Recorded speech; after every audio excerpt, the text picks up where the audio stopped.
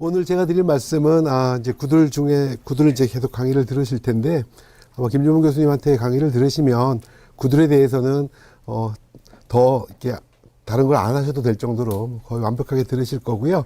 저는 이제 아까 교수님 계속 이제 흙에 대한 말씀을 하셨으니까 그 흙을 이용한 흙 건축에 대한 의미나 효과 말씀을 좀 드리고 다른 나라는 어떻게 하고 있는지, 그리고 본격적으로 구들 같은 거 할 때 균열 같은 게 가면 안 되니까 그런 균열 가지 않는 구체적인 방법까지 말씀을 좀 드리도록 하겠습니다. 건축이란 거 이제 아마 뭐 건축을 전공하신 분도 계실 거고 그렇지 않은 분도 계실 테지만 건축이란 단어가 원래는 이제 우리나라에 없던 말이고요. 그 일본의 명치 유신 때 서양 걸 받아들이면서 건축으로 번역을 했는데요. 건축이라는 단어가 원래는 서양 말로는 아키텍처라고 하는 서양 말을 이제 번역을 한 게 건축인데요. 이제 아키텍처라고 하면 아마 그 텍처는 그림에서 보시 아키하고 텍처로 되어 있는데 건축이라는 단어가 텍처라고 하는 말은 뭐 여러분 뭐 테크놀로지 이런 말씀 들어보셨을 텐데 기술이라는 뜻입니다. 그리고 기술이란 말은 원래 그리스 시대에는 기술이나 예술은 똑같은 말이었는데 로마 시대로 넘어오면서 이제 기술, 예술 이렇게 분리됐지만, 그래서 테크놀로지란 기술이란 뜻은 기술 또는 예술 다 같은 말로 쓰이는 말이고요. 아키라고 하는 말은 아르케라고 하는 말에서 왔는데요. 이 아르케란 말은 근본이라는 소리입니다. 그래서 이 아르케는 세상을 구성하는 가장 근본적인 게 뭘까? 아마 서양 철학사의 가장 중요한 테마가 그거였다고 하는데요. 아키텍처를 이제 어원적으로 풀면 세상의 가장 근본적인 기술 또는 세상의 가장 근본적인 예술이다, 뭐 이렇게 표현할 수 있겠습니다. 세상에 기술이 많고 예술도 많을 텐데 하필 집 짓는 것 같은 이런 거를 왜 아주 근본적인 기술이라고 칭했을까? 뭐 이런 의문이 드는데 동양에서는 밑에 글자 보시면 가라는 글자가 있습니다. 집가자죠. 건축이라는 말이 사용되기 전에는 우리 동양에서는 조가라는 말을 사용을 했습니다. 주변 경치를 만드는 건 조경이라고 하고 집을 만드는 건 조가라고 했습니다. 이 가라고 하는 것은 집가자인데요. 이 가자가 그 교재에는 쭉 말을 풀어놓은 거라서 그냥 이렇게 화면 보시면서 편하게 들어주시면 좋겠습니다. 가라고 하는 글자는 우리 보통 뭐 국가를 할 때도 가를 쓰고 또 일가를 이루었다 이런 말 할 때도 가를 하고 뭐 전문가 이런 거 할 때도 가라는 글자를 쓰지요. 이 가짜란 글자는 글자를 보면 이 간머리 밑에 돼지 시자가 들어 있습니다. 뭐 모양을 따서 어떤 학자들은 예전에 그 집에 뱀이 막 나오니까 돼지가 뱀을 잡아먹는 데네요. 그래서 집에 돼지를 키웠기 때문에 이런 글자가 나왔다, 이렇게 이제 말씀하시는 학자분도 계시고, 근데 보통은 이제 그 돼지가 상징하는 상징을 많이들 얘기합니다. 그래서 집가자라고 하면 그 모양상으로 보면 돼지를 이렇게 보호하는 울타리 같은 모양인데요. 돼지 시자가 나타내는 글자. 지금도 왜 돼지 꿈꾸면 복권 사고 이런 거 하잖아요. 그리고 어릴 때 집에서 이제 귀한 손주가 태어나거나 아들이 태어나면 아주 복스러운 돼지 한 마리, 뭐 이렇게 돼지란 말 많이 쓰는데, 요즘은 이제 돼지가 약간 좀 비하되는 말이지만 저 어릴 때만 해도 돼지란 말 어른들이 많이들 쓰셨어요. 아주 복스럽다는 말씀. 저 같은 경우는 아주 많이 듣고 자란 단어인데 그리고 아마 여기 연배가 좀 있으신 어르신들은 그 이발소에 가면, 저 어릴 때 지금도 기억나는 거, 이발소에 가면 이발소에 걸려있는 그림이 있어요. 근데 거의 두 개, 전국적으로 통일되어 있던 것 같아요. 두 개로. 하나는 밀레 만종 그림이 걸려있고 또 하나는 어미돼지가 이렇게 누워있고 새끼 돼지들이 이렇게 누워서 젖을 빠는 그림이 있습니다. 그러니까 돼지가 상징하는 글자는 일단 새끼 자손 많이 낳으려고 하는 그 다산의 기원, 또 생명을 많이 낳으려고 하고 뭐 이런 것들에 대한 기원이 담겨 있는 거죠. 그러니까 그 돼지가 상징하는 글자는 다산이나 풍요, 생명을 상징하는 글자니까요. 집가자라고 하는 건 그러한 것을, 그러니까 생명을 잘 보호하는 그런 뜻입니다. 뭐 관북지방의 민요 보면 도장 건너 안방 걸고 사람 거쳐 마당 서면 아주 간다는 노래가 있는데요. 우리나라 지방에. 그러니까 어릴 때 이제 그 도장방에서 이제 태어나죠. 엄마 뱃속에 태어나서 어릴 때 같이 이제 안방에서 엄마랑 같이 살다가 장성해서 이제 가장이 되면 사랑방에 기거하고 그러다가 이제 마당에 내려서서 관뚜껑 덮여 나가면 이제 한 인생이 정리되는 건데요. 그래서 어릴 때 이렇게 보면 지금은 이제 뭐 부고가 이렇게 문자로 막 오고 하는데 저 어릴 때 기억은 부고가 이렇게 빨간 봉투에 이렇게 왔어요. 그래서 그 저희 뭐 부모님들이 이렇게 부고 받아 들으시면 뭐 건너마을에 김첨지 참 이렇게 잘 살더니 끝이 안 좋아 뭐 이렇게 말씀하시고 혀를 끌끌 차고 뭐 이런 부고가 있었는데 대부분이 가장 좋은 죽음은 잘 태어나서 집에 잘 살다가 아들 손자 며느리 쭉 놓고 유언 쫙 하시고 이렇게 집에서 편안하게 가시는 게 제일 좋은 죽음인데 그거하고 다르게 아주 험하게 죽는 거 노상객사 한다 그러죠. 노상객사 하는 건 아주 안 좋은 죽음으로 했는데 노상객사라는 게 집 밖에서 죽는 거잖아요. 그리고 뭐 이렇게 성경에 예수님이 그 집 밖에 말구유에서 태어난 것도 아주 거친 탄생을 예고하는 집 밖에서 태어나신 거니까요. 그러니까 집이라고 하는 것은 어떤 생명체가 태어나고 살고 죽는 전 과정이 일어나는 공간, 그게 집이죠. 여기서 얘기할 집은 주택만을 의미하는 것은 아니고 건축물 전체를 아우르는 뜻입니다. 그래서 우리 건축물이라고 하는 것은 어차피 거기서 태어나고 거기서 살다가 죽는 그것을 벗어나면 굉장히 비참한 탄생이나 허망한 죽음을 상징합니다. 그래서 우주라는 글자도 우리 성현들은 지부자 집주자를 쓰셨어요. 그래서 물론 이제 뭐 철학적으로는 시간과 공간을 나타내는 글자라고 하지요. 그런데 어원적으로는 지부자 집주자입니다. 그러니까 집입니다.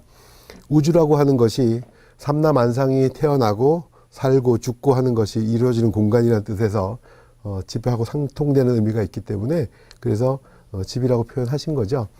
그리고 요즘에 이제 많이 하는 그 에콜로지라고 하는 생태학이라고 하는 영어 단어도 에코하고 로지예요. 그래서 로지라고 하는 말은 학문이라는 뜻이고 에코라고 하는 말은 집입니다. 그러니까 저도 처음에 예전에 공부할 때 에콜로지라는 책을 처음에 딱 보고 에코하고 로지니까 이거 집에 대한 학문, 이거 건축책인갑다. 뭐 저는 그렇게 생각을 했었는데 생태학이더군요. 그러니까 생태학이라고 하는 것도 지구에 있는 모든 생명체들이나 이런 것이 태어나고 살고 죽는 환경과 연관된 모든 것을 하는 학문이란 뜻으로 에콜로지입니다.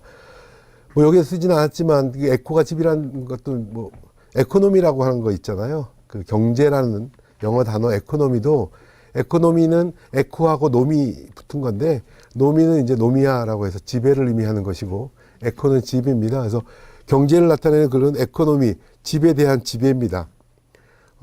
왜 그렇게 나왔냐 하면 집에 대해서 하는 것들은 이제 예전에 해서 하는 일들은 그런 거죠.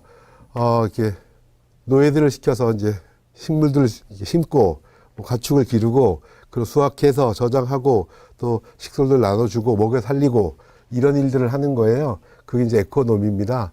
누가 주로 담당했냐면 여자들이 담당했어요. 왜 그러냐 하면 집에 대한 일, 그러니까 어떤 식물을 먹을 거를 이렇게 기르고 저장하고 사람들 먹여 살리고 하는 것들은 아주 하찮게 봤죠. 그런 하찮은 일들은 여자가 하고 그러면 그 그리스 시대의 남자들은 뭐 했냐? 그런 하찮은 이렇게 뭐 사람들을 먹여 살릴 거를 하는 것은 하찮은 일이니까 여자들이 하고 남자들은 뭐 했냐? 아주 대단한 일을 했습니다. 모여서 술을 마십니다. 아주 대단한 일을 했죠. 그래서 하는 일이 뭐냐? 아침부터 먹습니다. 아침에부터 계속 먹는데 사람의 배라는 게 저는 어디 뷔페 갈 때마다 항상 사람도 소처럼 이렇게 많이 먹어뒀다가 하면 좋겠다는 생각을 가끔 하는데 사람의 배는 한계가 있잖아요. 먹어도 먹을 수 있는 게 아니라 어느 정도 먹으면 배가 부르게 되는데 그래서 그리스 시대에는 노예가 옆에 붙어 있었는데 어떤 노예냐? 토하게 만들어주는 노예가 있습니다. 우리 왜 보통 술 같은 거 먹고 나면 친구들이 이렇게 등도 두들겨주고 뭐 이렇게 입에다 손 넣어서 토하게도 해주고 하잖아요. 그것처럼 그리스 귀족들 옆에는 그런 노예들이 있었습니다. 드시고 배가 부르시면 이렇게 토하게 만들어주는 노예가 옆에 붙어 있었죠. 그러니까 아침부터 시작해서 밤늦게까지 계속 먹습니다. 그래서 뭘 하냐? 뭐 예나 지금이나 남자들이 모여서 하는 얘기는 두 가지밖에 없다고 해요. 하나가 싸우는 얘기하고 누가 뭐 17대 1로 싸웠다 뭐 이런 얘기하고 내가 싸움 더 잘해 뭐 이런 싸우는 얘기하고 여자 얘기하고 두 가지를 한다고 하는데요. 그 싸우는 얘기에서 이제 전쟁 얘기에서 어느 나라를 가서 칠까 뭐 이런 얘기하고 전략도 나오고 했다고 하고 여자 얘기하면 뻔하죠. 뭐 누가 예쁘다 뭐 이렇게 뭐 이런 얘기를 한 거죠. 그래서 이제 비율이 나오고 미학이 나오고 팔등신이 어쩌고 황금비가 어쩌고 하는 얘기가 나왔다고 합니다. 그러니까 어쨌든 하여간 남자들은 모여갖고 맨날 술 먹는 대단한 일을 하고 있고 진짜 사람을 살리는 아주 하찮은 일, 먹고 사는 아주 하찮은 일은 여자들이 하는 거라고 해서 그런 일들은 집의 일이니까 여자들이 해야지라고 하는 뜻으로 에코노미가 나왔다고 해요. 그래서 집이라고 하는 뜻은 그런 뜻이 담겨 있습니다. 그러니까 건축이라고 하는 단어를 사실은 잘못된 번역이라고 얘기들 많이 해요. 차라리 예전처럼 조가, 학 이게 훨씬 좋았는데 건축이라는 단어는 아키텍처라고 하는 말을 명치유신 때 일본 사람들이 건축으로 번역을 했고 우리가 그걸 받은 건데 이게 세울 건자 쌓을 축자예요. 세우고 쌓는. 그러니까 아키텍처라고 어떤 조가에 담겨 있는 뜻하고는 좀 많이 약하죠. 세우고 쌓는 일을 주로 하는 걸로 되어 있는데 어쨌든 건축이라고 하는 것의 가장 본질적인 의미는 사람이 태어나고 살고 죽는 그런 과정들을 잘할 수 있는 공간을 만드는 거, 그게 건축이란 뜻이죠. 흙건축은 그러한 건축을 흙을 통해서 해보자라고 하는 뜻입니다. 흙이라고 하는 거 여러분 다 뭐 흙하면 모르는 사람 아무도 없죠. 그리고 왜 그런 말 있잖아요. 사람은 흙에서 와서 흙으로 간다. 이 말에 대해서 아무도 부정 안 해요. 그런 성경에도 나와 있고, 뭐 불경에도 나와 있고, 그리스 철학에도 나와 있는 말입니다. 사람은 흙에서 와서 흙으로 간다. 너무나 당연한 것처럼 얘기하고. 근데 과학적으로 사실 말이 안 되는 얘기예요. 사람은 유기물이고 흙은 무기물이어서 이게 무기물에서 유기물로 왔다 갔다 하지 못하는데 그럼에도 불구하고 사람은 흙에서 와서 흙으로 간다는 것은 너무나 당연하게 진리처럼 받아들이고 있습니다. 그것은 옛날부터 그래서 흙이란 단어하고 사람이란 단어하고 어원이 같아요. 같은 말이었습니다. 같이 썼어요. 그리고 거기 하나 더 붙이면 겸손이란 단어 그것도 어원이 같습니다. 그러니까 흙, 사람, 겸손 이게 다 같은 말입니다. 그러니까 흙에서 와서 흙으로 간다는 말처럼 겸손하지 않는 건 인간도 아니다 이런 뜻이 될 수 있는 거죠. 예.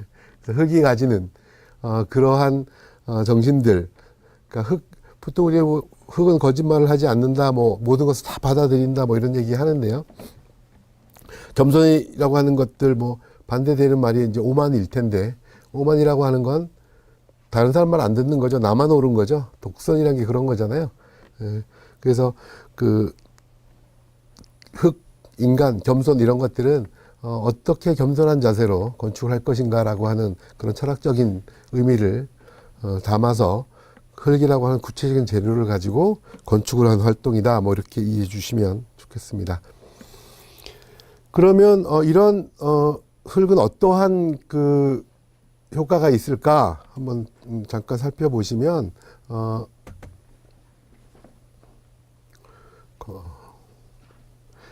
시멘트 집하고 이제 흙집하고 모형을 만들어 놓고 이제 쥐를 키워 보죠. 그러면 처음에는 이제 쥐의 움직임이 좀 달라요. 밑에 보시면 흙 쪽에 있는 애들은 이렇게 막 활발하게 움직이는데 밑에 그 콘크리트 쪽에 있는 애들은 이렇게 자기들끼리 뭉쳐서 잘 안 움직이려고 하고 또 체온을 찍어 보면 콘크리트 쪽에 있는 애들보다 황토 쪽에 있는 애들이 체온이 더 높아요. 되게 활발하게 움직이는 것을 볼 수 있습니다. 그리고 심지어 콘크리트 쪽에 있는 애들은 죽어요. 최고 40%까지 폐사하는 것을 확인할 수가 있습니다. 그리고 저는 굉장히 놀랍다고 생각하는 건 죽는 건 전부 다 암컷만 죽습니다. 그래서 이제 국제학회가 논문을 내면서 이게 다 암컷만 죽기 때문에 이걸 사람한테 적용한다면 집은 여자한테 더 많은 영향을 미칠 것이다 라는 걸 단서를 달았는데 학회 심사 과정에서 그 말은 빼라. 쥐한테 한 거니까 사람한테 적용되는 게 아니니까 그건 빼라고 하는데 저는 이제 여전히 그런 개인적으로 확신을 갖고 있습니다. 그래서 이제 학교에 있다 보면 흙집을 지으신다고 자문하러 이제 오시는데 그때마다 제가 항상 드리는 말씀이 있어요. 집은 여자들이 더 민감하게 느끼는 부분이다. 그러니까 그걸 남자들이 잘 몰라요. 일례로 뭐 얼마 전에 오셨던 분이 이렇게 연배가 좀 있으신데 굉장히 가부장적인 내가 집의 왕이시더라고요. 그래서 집을 이렇게 지으시려고 한다 그래서 사모님한테 여쭤보셨어요. 그랬더니 집사람 얘기 다 들었고 집사람을 위해서 내가 부엌도 넓게 했고 또 창도 이렇게 했다고 그러세요. 그래서 그러지 말고 다음 주에 그럼 같이 사모님이랑 같이 한번 오세요. 그래서 이제 다음 주에 오셔서 제가 사모님한테 여쭤봤습니다. 저 박관 장관께서 이렇게 넓게 이렇게 부엌도 넓게 해주고 이렇게 사모님께서 했다는데 마음에 드세요? 그랬더니 말씀을 안 하세요. 그래서 그러면 따로 좀 얘기 좀 하시자고 해서 말씀을 드렸더니 첫 마디가 그놈의 영감탱이 내가 언제 그 부엌을 넓게 해달라고 했냐. 나이 들어서 부엌 청소하기도 힘든데. 그래서 그러세요?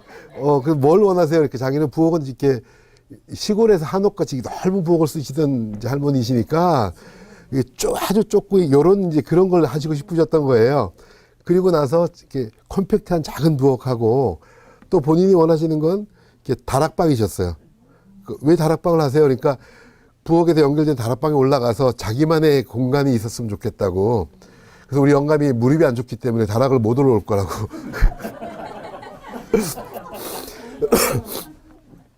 그래서 이제 그 말씀 듣고 이제 제가 그 박관 장관한테 말씀드렸어요. 이렇게 이왕 설계하시는 건데 부엌도 좀 컴팩트하게 하시고 다락을 이렇게 하면 좋겠습니다. 그랬더니 그분이 바로 화를 내면서 내가 자기 위해서 다 해주는데 뭔 말이 이렇게 많아. 그래서 결국 이제 어떻게 됐냐 하면 그분이 이제 그 남자분 의견대로 넓은 부엌과 이걸로 해서 만드셨어요. 시골 이제 전주 옆에 시골에서 이렇게 지었는데 그렇게 되다 보니까 어떤 일이 벌어졌냐면 사모님이 이제 처음 지었을 때는 이렇게 매일 가서 청소도 하고 뭐 이렇게 하시다가 그게 이제 이틀에 한 번 되고 일주일에 한 번 되고 한 달에 한 번 되고 요즘 거의 6개월에 한 번 정도 가시는 것 같아요. 예. 그래서 그러지 마시라. 집은 저도 저희 집사람 같은 경우도 취미가 이사예요. 그래서 아니요 그거가 전혀 상관없습니다. 뭐 보셔도 알겠지만 이렇게 돈하고 상관없는 사람인데요. 주변 지인들이 그러세요. 친척들이 야 너희 집 놔두고 왜 이렇게 이사를 다니냐고. 이사 다니면 비용도 굉장히 들잖아. 이사 비용도 들고 사람도 골병 들고.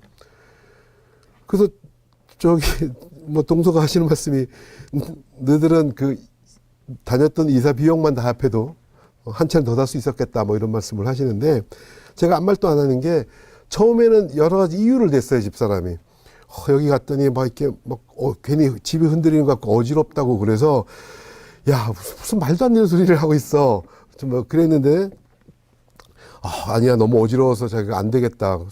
아니 사람이 아프다는데 이사를 안 할 재간이 없잖아요. 좋아 이사하자. 이사했습니다. 그랬더니 이번에는 뭐 이렇게 수맥이 흐르는 것 같대요. 허리가 막 아프고 뭐 그렇다. 뭐 또 이사해야죠.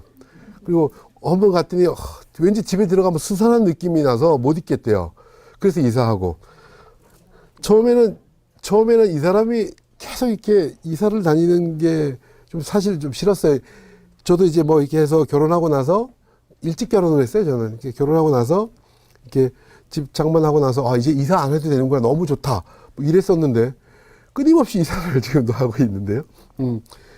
처음에는 어디 아프다 자꾸 그렇게 얘기하고 저를 설득하고 그래서 이사를 갔는데 제가 이거 실험하고 공부하고 난 이후에는 아무 소리도 안 합니다. 그냥 이사하겠다고 그러면 그래 하자. 집도 당신이 고르고 마음에 드는 대로 골라. 그래서 뭐 요새 임대차 기간이 2년이죠. 다행히 1년이었으면 1년에 한 번씩 다닐 뻔했는데 2년이어서 2년에 한 번씩. 불과 얼마 전에도 또 이사를 하고 이사하고 나서 저는 이제 차로 이렇게 제 집을 이렇게 가서 봅니다. 저거 우리가 사긴 했는데 저 집에서 1년 반밖에 안 살아본 집을 놓고 계속 다니고 있어요. 근데 이 말씀을 제가 드리는 이유는 뭔가 알 수 없지만 저희 의대팀들과 같이 실험할 때 그 말씀 하셨어요. 남성들보다 수컷보다 암컷은 그 내장기관이든 뭐든 굉장히 복잡하고 섬세하고 뭐 그렇다고 해서 이런 차이가 날 수 있다고 얘기를 하시더라고요. 그래서 사람도 마찬가지일 거라고 저는 합니다. 그래서 집에 관한 하는 여기 계시는 분들 연배가 좀 저보다 있어 보이시는데 집에 관한 하는 여자한테 일임하시는 게 건강에도 좋고 반찬도 달라지는 것 같습니다. 그래서 보시는 것처럼 그래프로 나타내 보면 빨간 줄은 저게 시멘트 쪽에 사는 쥐인데요. 잘 성장을 못하고 흙 쪽에 사는 애들은 잘 성장하는 것을 확인할 수가 있습니다. 그리고 어디를 더 좋아하나 이렇게 보면 제일 왼쪽에 그 쥐들이 빠져나오는 거 보이실 텐데 시멘트 쪽하고 흙 쪽을 이렇게 붙여놓고 확인해 보면 전부 다 저 흙조로 가 있습니다. 이걸 보여드리면 꼭 그렇게 질문하시는 분들이 계세요. 너희들이 이거 하려고 쥐들을 다 저쪽에도 모아놓고 사진 찍은 거 아니냐? 뭐 그러시는데 이게 동영상이에요. KBS하고 같이 그때 했던 동영상을 찍어 놓은 거고요. 그래서 먹이를 줘봤습니다. 먹이를 시멘트 쪽에 놔둬봤어요. 그러면 그쪽으로 갈까? 그랬더니 먹이 먹을 때만 가서 먹고 다시 돌아오는 그런 것들을 계속 해요. 그리고 물에 대한 영향도 보면 왼쪽에 보이시는 것처럼 시멘트 조각을 집어넣는 애들은 이렇게 폐사를 하고 흙 조각을 집어넣는 애들은 멀쩡히 살아있는 걸 확인할 수가 있습니다. 그리고 뭐 이 양파 그림 많이 보셨을 테니까 흙 쪽에 있는 애들은 잘 성장을 하고 가운데 있는 애들은 시멘트 애들이 이렇게 부풀어 썩어 오르는 것을 확인할 수 있습니다. 그 다음에 습도를 조절하는 능력을 살펴보면 보시면 왼쪽 오른쪽 중간에 이제 그 수치가 보이실 텐데요. 여긴 85%라고 나와 있고 이쪽은 61%라고 나와 있습니다. 그러니까 인간이 살기에 적합한 습도 조절을 만들어 주는 거죠. 그래서 흙이 숨을 쉰다 뭐 이런 말씀 들어보셨을 텐데 이게 그러한 것을 해준다라고 하는 흑건초라는 독일의 민케 교수 같은 경우에는 자기 그 옷장이죠. 옷장을 욕실하고 붙여놨습니다. 욕실 안에 옷장이 있어요. 그러니까 옷장이 거의 방 하나인데 드레스룸이죠. 욕실하고 붙여놨습니다. 그래서 야 욕실에 있으면 이렇게 옷이 눅눅해지지 않아? 그랬더니 흙으로 다 이렇게 해놨기 때문에 괜찮다고 해요. 그리고 뭐 이렇게 두께별로 보시면 가장 그거 한 것은 물론 두꺼울수록 좋습니다만 뭐 사정상 그걸 허락하지 않는다면 어느 정도 두께가 적당할까 하면 최소 1cm에서 2cm 정도 두께를 가진다고 하면 우리 원하는 효과를 많이 얻을 수 있다라고 하는 말씀이고요. 뒤에 제가 더 설명드리겠지만 아파트에 사실 때 아파트를 흙집으로 바꾸는 가장 간단한 방법은 한 1cm 정도 흙을 발라주시는 그게 가장 간단하면서도 편리한 방법입니다. 뒤에 사진으로 더 설명드리도록 하겠습니다. 그리고 뭐 냄새 없애는 거를 보면 보시는 것처럼 가운데 있는 B라고 하는 게 황토인데요. 98%의 탈취율을 보이고 있습니다. 그러니까 거의 냄새를 없애는 역할을 하지요. 그리고 C는 시멘트입니다. 그러니까 굉장히 그래서 아마 집에서도 이렇게 뭐 하실 때 이렇게 황토로 된 벽돌이나 이런 거 이렇게 몇 장을 해서 놓으시면 냄새나 또 습기 같은 거 잡는 데도 많이 도움이 됩니다.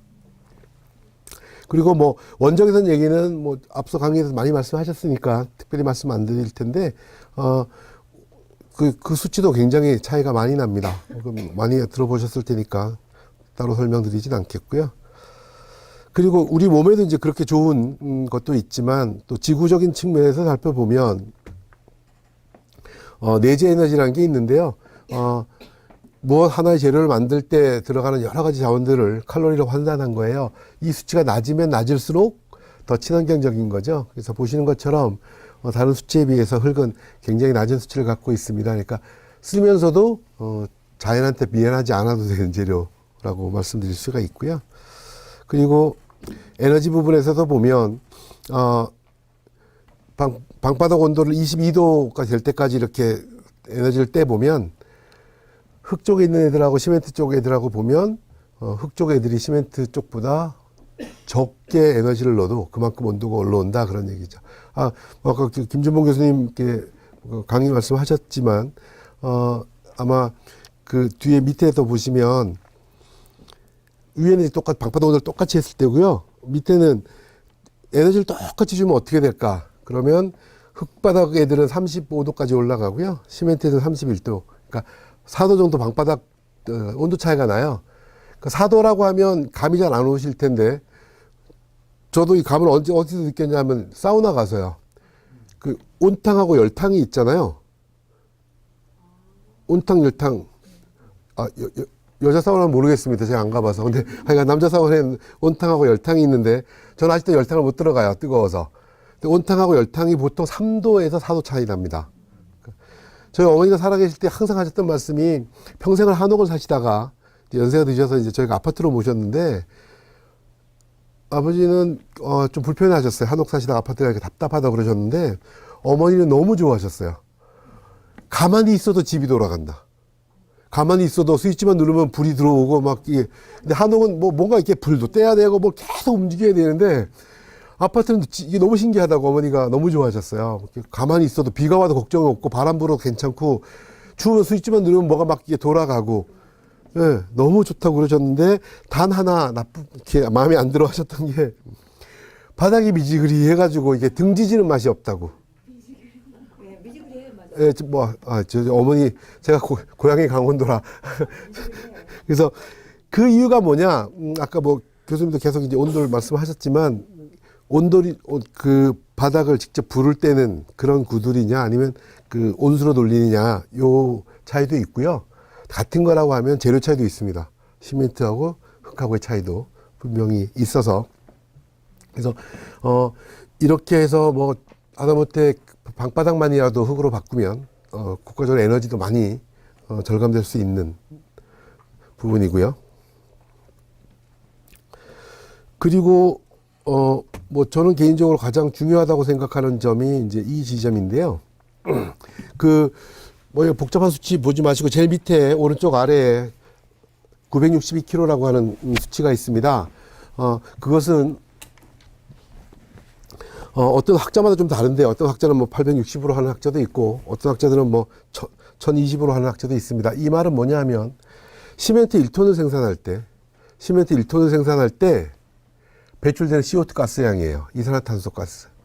우리가 왜 뭐 저탄소 뭐 이런 얘기 하죠. 지구 온난화 문제가 주범이 이제 CO2라고 하는데 시멘트 1톤을 우리가 쓴다라고 하면 지구한테 1톤을 CO2를 내놓는 거니까 그거를 이제 상쇄하려면 소나무로 환산해보면, 소나무 하나가 이제 보통 5kg를 먹는다고 하니까 200그루를 심어야 되는 거예요. 내가 시멘트 1톤을 썼다라고 하면 소나무 200그루를 심어야, 지구 온난화 문제에서 자유로울 수 있습니다. 우리나라가요, 시멘트 생산에 있어서는 세계 5대 강국입니다. 정말 막강한 나라입니다. 그런데 5대 강국이라는 건 이제 어떨 때 1등 할 때도 있고 어떨 때 5등 할 때도 있고 뭐 이렇다는 거잖아요. 근데 저희가 쭉 1등을 지키는 것 중에 하나가 1인당 시멘트 소비량. 그 1위예요. 국민 한 사람이 1인당 시멘트를 얼마나 쓸까? 시멘트 한 포대가 40kg거든요.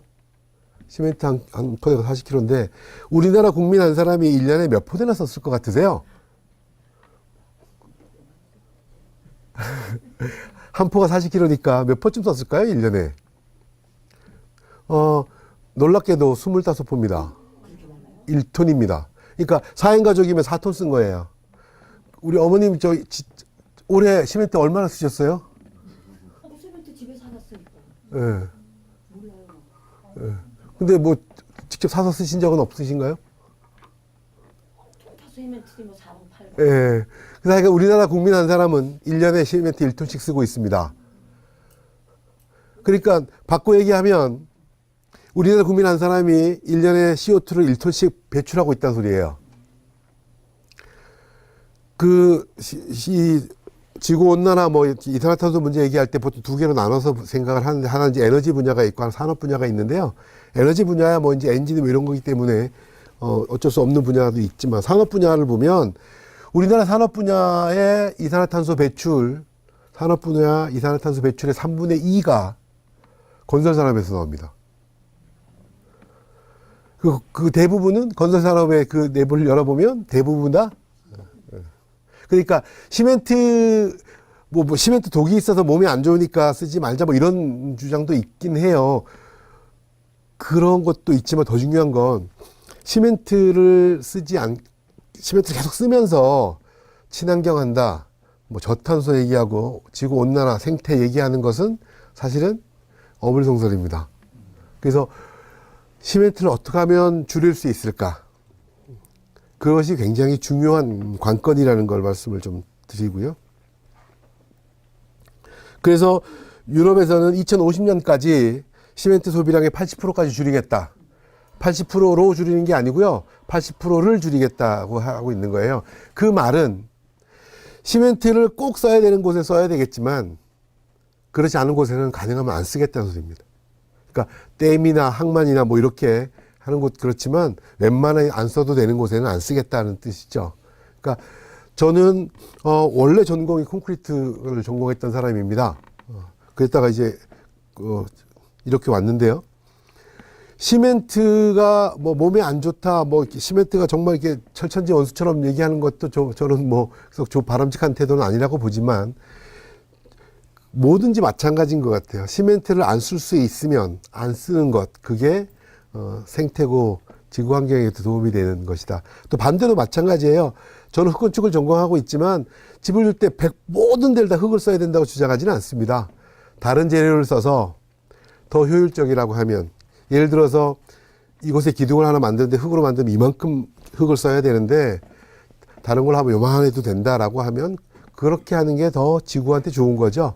마찬가지로 시멘트를 무조건 쓰지 말자, 뭐 그런 말씀은 젊었을 때 그렇게 얘기하고 다녔었는데 요즘에는 이제 안 쓸 수 있다면 노력을 하는 것이, 그러니까 내 집에 시멘트를 한 숟가락 덜 쓰면 지구한테 그만큼 도움이 된다는 말씀을 좀 드리고 싶습니다.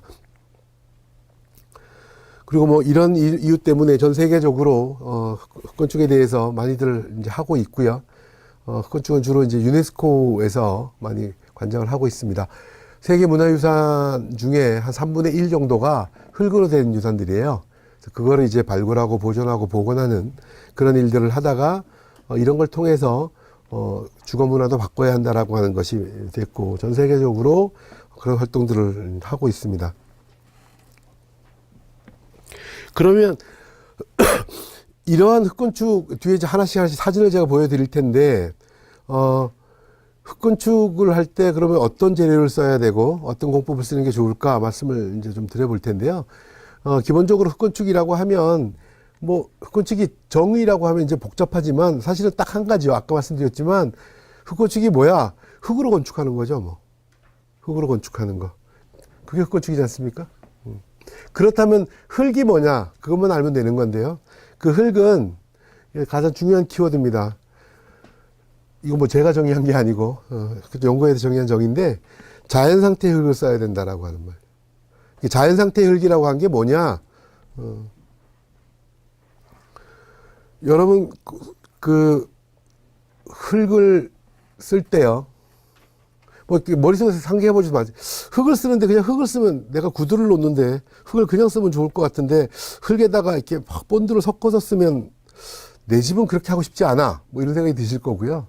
또 시멘트를 막 이렇게 반죽해서 쓰거나 이런 것들도 별로 기분이 안 좋으실 거예요. 그러니까 흙건축할 때 가장 중요한 3가지 조건을 이제 거는 게 비소성, 수지, 시멘트, 무첨가 이런 말을 쓰는데, 비소성이 뭐냐 하면 불에 굽지 않는 겁니다. 그러니까 구운 벽돌이 있죠. 구운 벽돌은 흙이 아니에요. 그게 우리 용어는 용어가요, 흙은 영어로 어스입니다. 지구를 나타내는 말 있잖아요. 땅이란 뜻도 있고 지구란 뜻도 있잖아요. 어스라고 하는데요. 구운 흙은 세라믹이라고 해요. 용어가 달라요. 그러니까 흙을 굽게 되면 조직 구조가 완전히 바뀌어서 다른 물질로 바뀝니다. 그래서 도예가 김구환 선생은 늘 웃으면서 저한테 그 말씀하셨는데, 인류가 만든 최초의 산업 폐기물 도자기다 그러셨어요. 안 썩어요.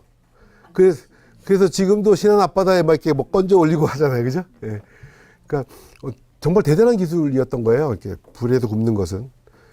그런데 흙을 가지고, 원료는 흙이지만 그것이 불에 굽게 되면, 도자기 같은 경우는 이제 온도에 따라 조금 다른데 뭐 800도, 900도에서 톡이 시험 굽는 것도 있고 1350도 정도 이렇게 고온으로 굽는 것도 있습니다. 그렇게 굽게 되면 조직 구조가 완전히 바뀌는 거예요. 그래서 흙으로, 원료는 흙이니까 이거 흙 아니야 라고 얘기할 수 없다. 제가 잘 드는 비유 중에 시멘트는 흙일까요, 아닐까요? 라고 물어보면 왜 저런 질문을 하지 하실 거예요. 그죠? 그러니까 시멘트는 흙이 너무나 당연히도 아니다고 생각하시겠지만 시멘트의 원료는 흙입니다. 흙하고 돌을 섞어가지고 1450도로 녹여가지고 식혀서 갈아놓은 게 시멘트예요. 그러니까 이거 흙으로 만들었으니까 이거 시멘트도 흙이지라고 아무도 하지 않습니다. 그죠? 그래서 여기 우리 어머니도 계시고 계시지 하지만 쌀로 밥을 만드실 때 쌀로 해가지고 불을 세게 떼다가 완전히 새카맣게 태웠다. 새카맣게 태웠습니다, 밥을. 그리고 나서 이제 아들한테 주는 거죠, 딸한테. 이거 쌀로 만들었어. 그러니까 좋은 거야, 먹어. 라고 하시는 분은 아무도 없으실 거예요. 원료를 갖다가 어떻게 가공하냐에 따라서 달라지는 문제이기 때문에 그래서 흙은 구우면 안 된다. 조직 구조가 바뀐다. 그렇다고 해서 구운 벽 때문에 몸에 나쁘냐? 그렇지는 않습니다. 몸에 나쁠 건 없어요. 흙으로 만드는데요, 뭐.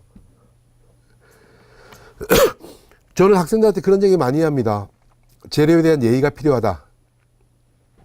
나무라고 하면, 물론 이제 우리 경복궁에 이런 거 하고 막 이렇게 전통 한옥 할 때는 아주 오래된 나무들 배다 쓰죠. 그래서 뭐 100년 된 나무, 200년 된 나무들 갖다 쓸 때 고사를 지냅니다. 그 나무를 배 오면서 100년, 200년 된 나무를 베면서 고사를 지내죠. 내가 너를 자르겠다. 그래서 너가 이게 집으로 거듭 태어나서 잘 쓰게 해줄게. 이렇게 위로하고 나무를 베니다. 그리고 우리 어렸을 때 지금도 기억나는 게 놀다가 이렇게 뭐 저는 고향이 이제 강원도 강릉인데 경포소 같은 데서 큰 이렇게 뭐 잡아오면 어르신들이 다시 갖다 놔주라고 영물이라고 그런 거 잡으면 안 된다고 막 그러셨어요.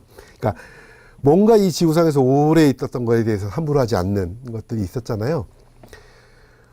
그리고 뭐 요즘 뭐 수입되는 수입목들은 대부분 한 20년 전, 20, 30년 된 나무를 잘라서 쓰는데 고작 20, 30년 내지는 많아봐야 2, 300년 된 나무를 잘라 쓰는데도 그렇게 우리가 예의를 표합니다. 흙은 40억 년이 걸려야 돼요. 그러니까 40억 년이 걸려서 만들어진 것들이에요. 그러니까 내 당대의 예를 갖다가 흙을 갖다 쓰면서 다시 잘 돌려줘야지 40억 년 된 걸 갖다가 내가 함부로 막 갖다가 해서는 안 될 것 같다는 얘기죠. 내가 자연으로부터 재료를 얻어서 집을 짓고 그 집에서 살다가 내가 이제 죽어서 더 이상 이 집이 필요 없다라고 하면 그 집은 다시 허물어서 농사를 지어야죠. 농사는 다른 건 몰라도 농사는 땅에다 지어야 되잖아요. 허공에다 농사 지을 수는 없으니까. 그래서 흙에 대해서는 굉장한 예의가 필요하다라고 늘 얘기합니다. 근데 사실은 우리가 흔한 건 별로 귀하지 않죠. 그래서 저는 학생들한테 항상 얘기하는 것 중에 흔한 걸 귀하게 여겨라 얘기 많이 합니다. 예를 들면 새로 사귄 여자친구 100일 기념해서 뭐 뿅뿅뿅 날리고 막 해요, 학생들. 그때마다 제가 얘기합니다. 어머니한테 안부 전화 드렸니? 어머니는 늘 거기 계시니까 너무나 늘 그래서 별로 그렇게 귀하게 여기지 않는, 뭐 저도 어머니 돌아가시고 나서야 알겠더라고요. 예.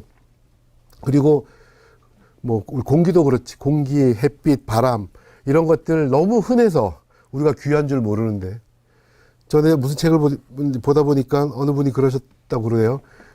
누가 다이아를 사달라고 하니까 먹을 수도 없고 그럼 쓸데도 없는 걸 뭐하러 사느냐 뭐 그랬다고 하시던데, 정말로 귀한 게 뭔지를 봐야 되는. 그래서 흙은 굉장히 오래된, 아주 오랜 역사를 가진 그런 재료인데, 우리가 그 재료를 갖다 쓸 때 너무 흔해서 우리는 얘기합니다. 뭐 일하다가 뭐 하면 야, 땅 파서 장사하냐? 이런 말도 합니다. 그죠? 너무 흔해서 그런 얘기 하는데, 그래서 그런 우리 주변에 흔한 거지만 귀하게 여길 수 있는 그런 것이 필요하고, 그래서 흙을 쓸 때는 내가 이 흙을 40억 년 된 흙을 불과 50살밖에 안 사는 내가 이 흙을 갖다 쓰지만 내가 죽고 없어지면 이 흙은 다시 돌려드리겠다는 생각으로 해야겠다. 그래서 흙에다가 불에 구워서 흙을 변형을 시키거나 또는 본드를 섞어서 바꾸거나 시멘트를 막 섞어서, 시멘트가 문제가 되는 것 중에 또 하나 그거예요. 흙에서 왔지만 고온으로 구웠기 때문에 안 돌아가요, 자연으로.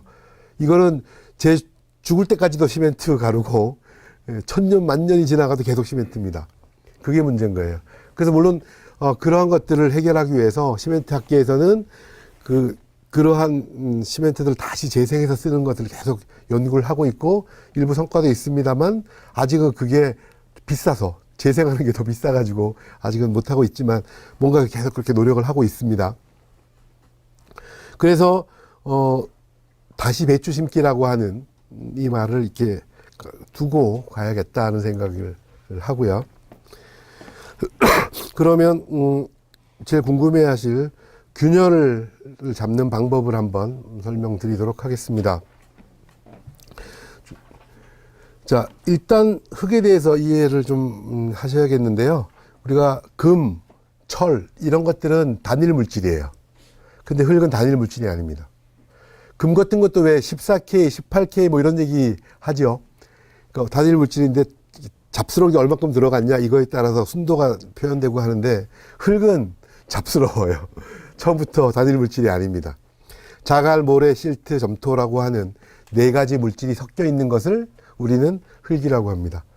제가 드린 말씀 그 책에 막 앞뒤 왔다 갔다 써 있으니까 그냥 편하게 들으시면 될 것 같고요. 이 자료는 뒤에 있다가 제가 다 공개해 드리겠습니다.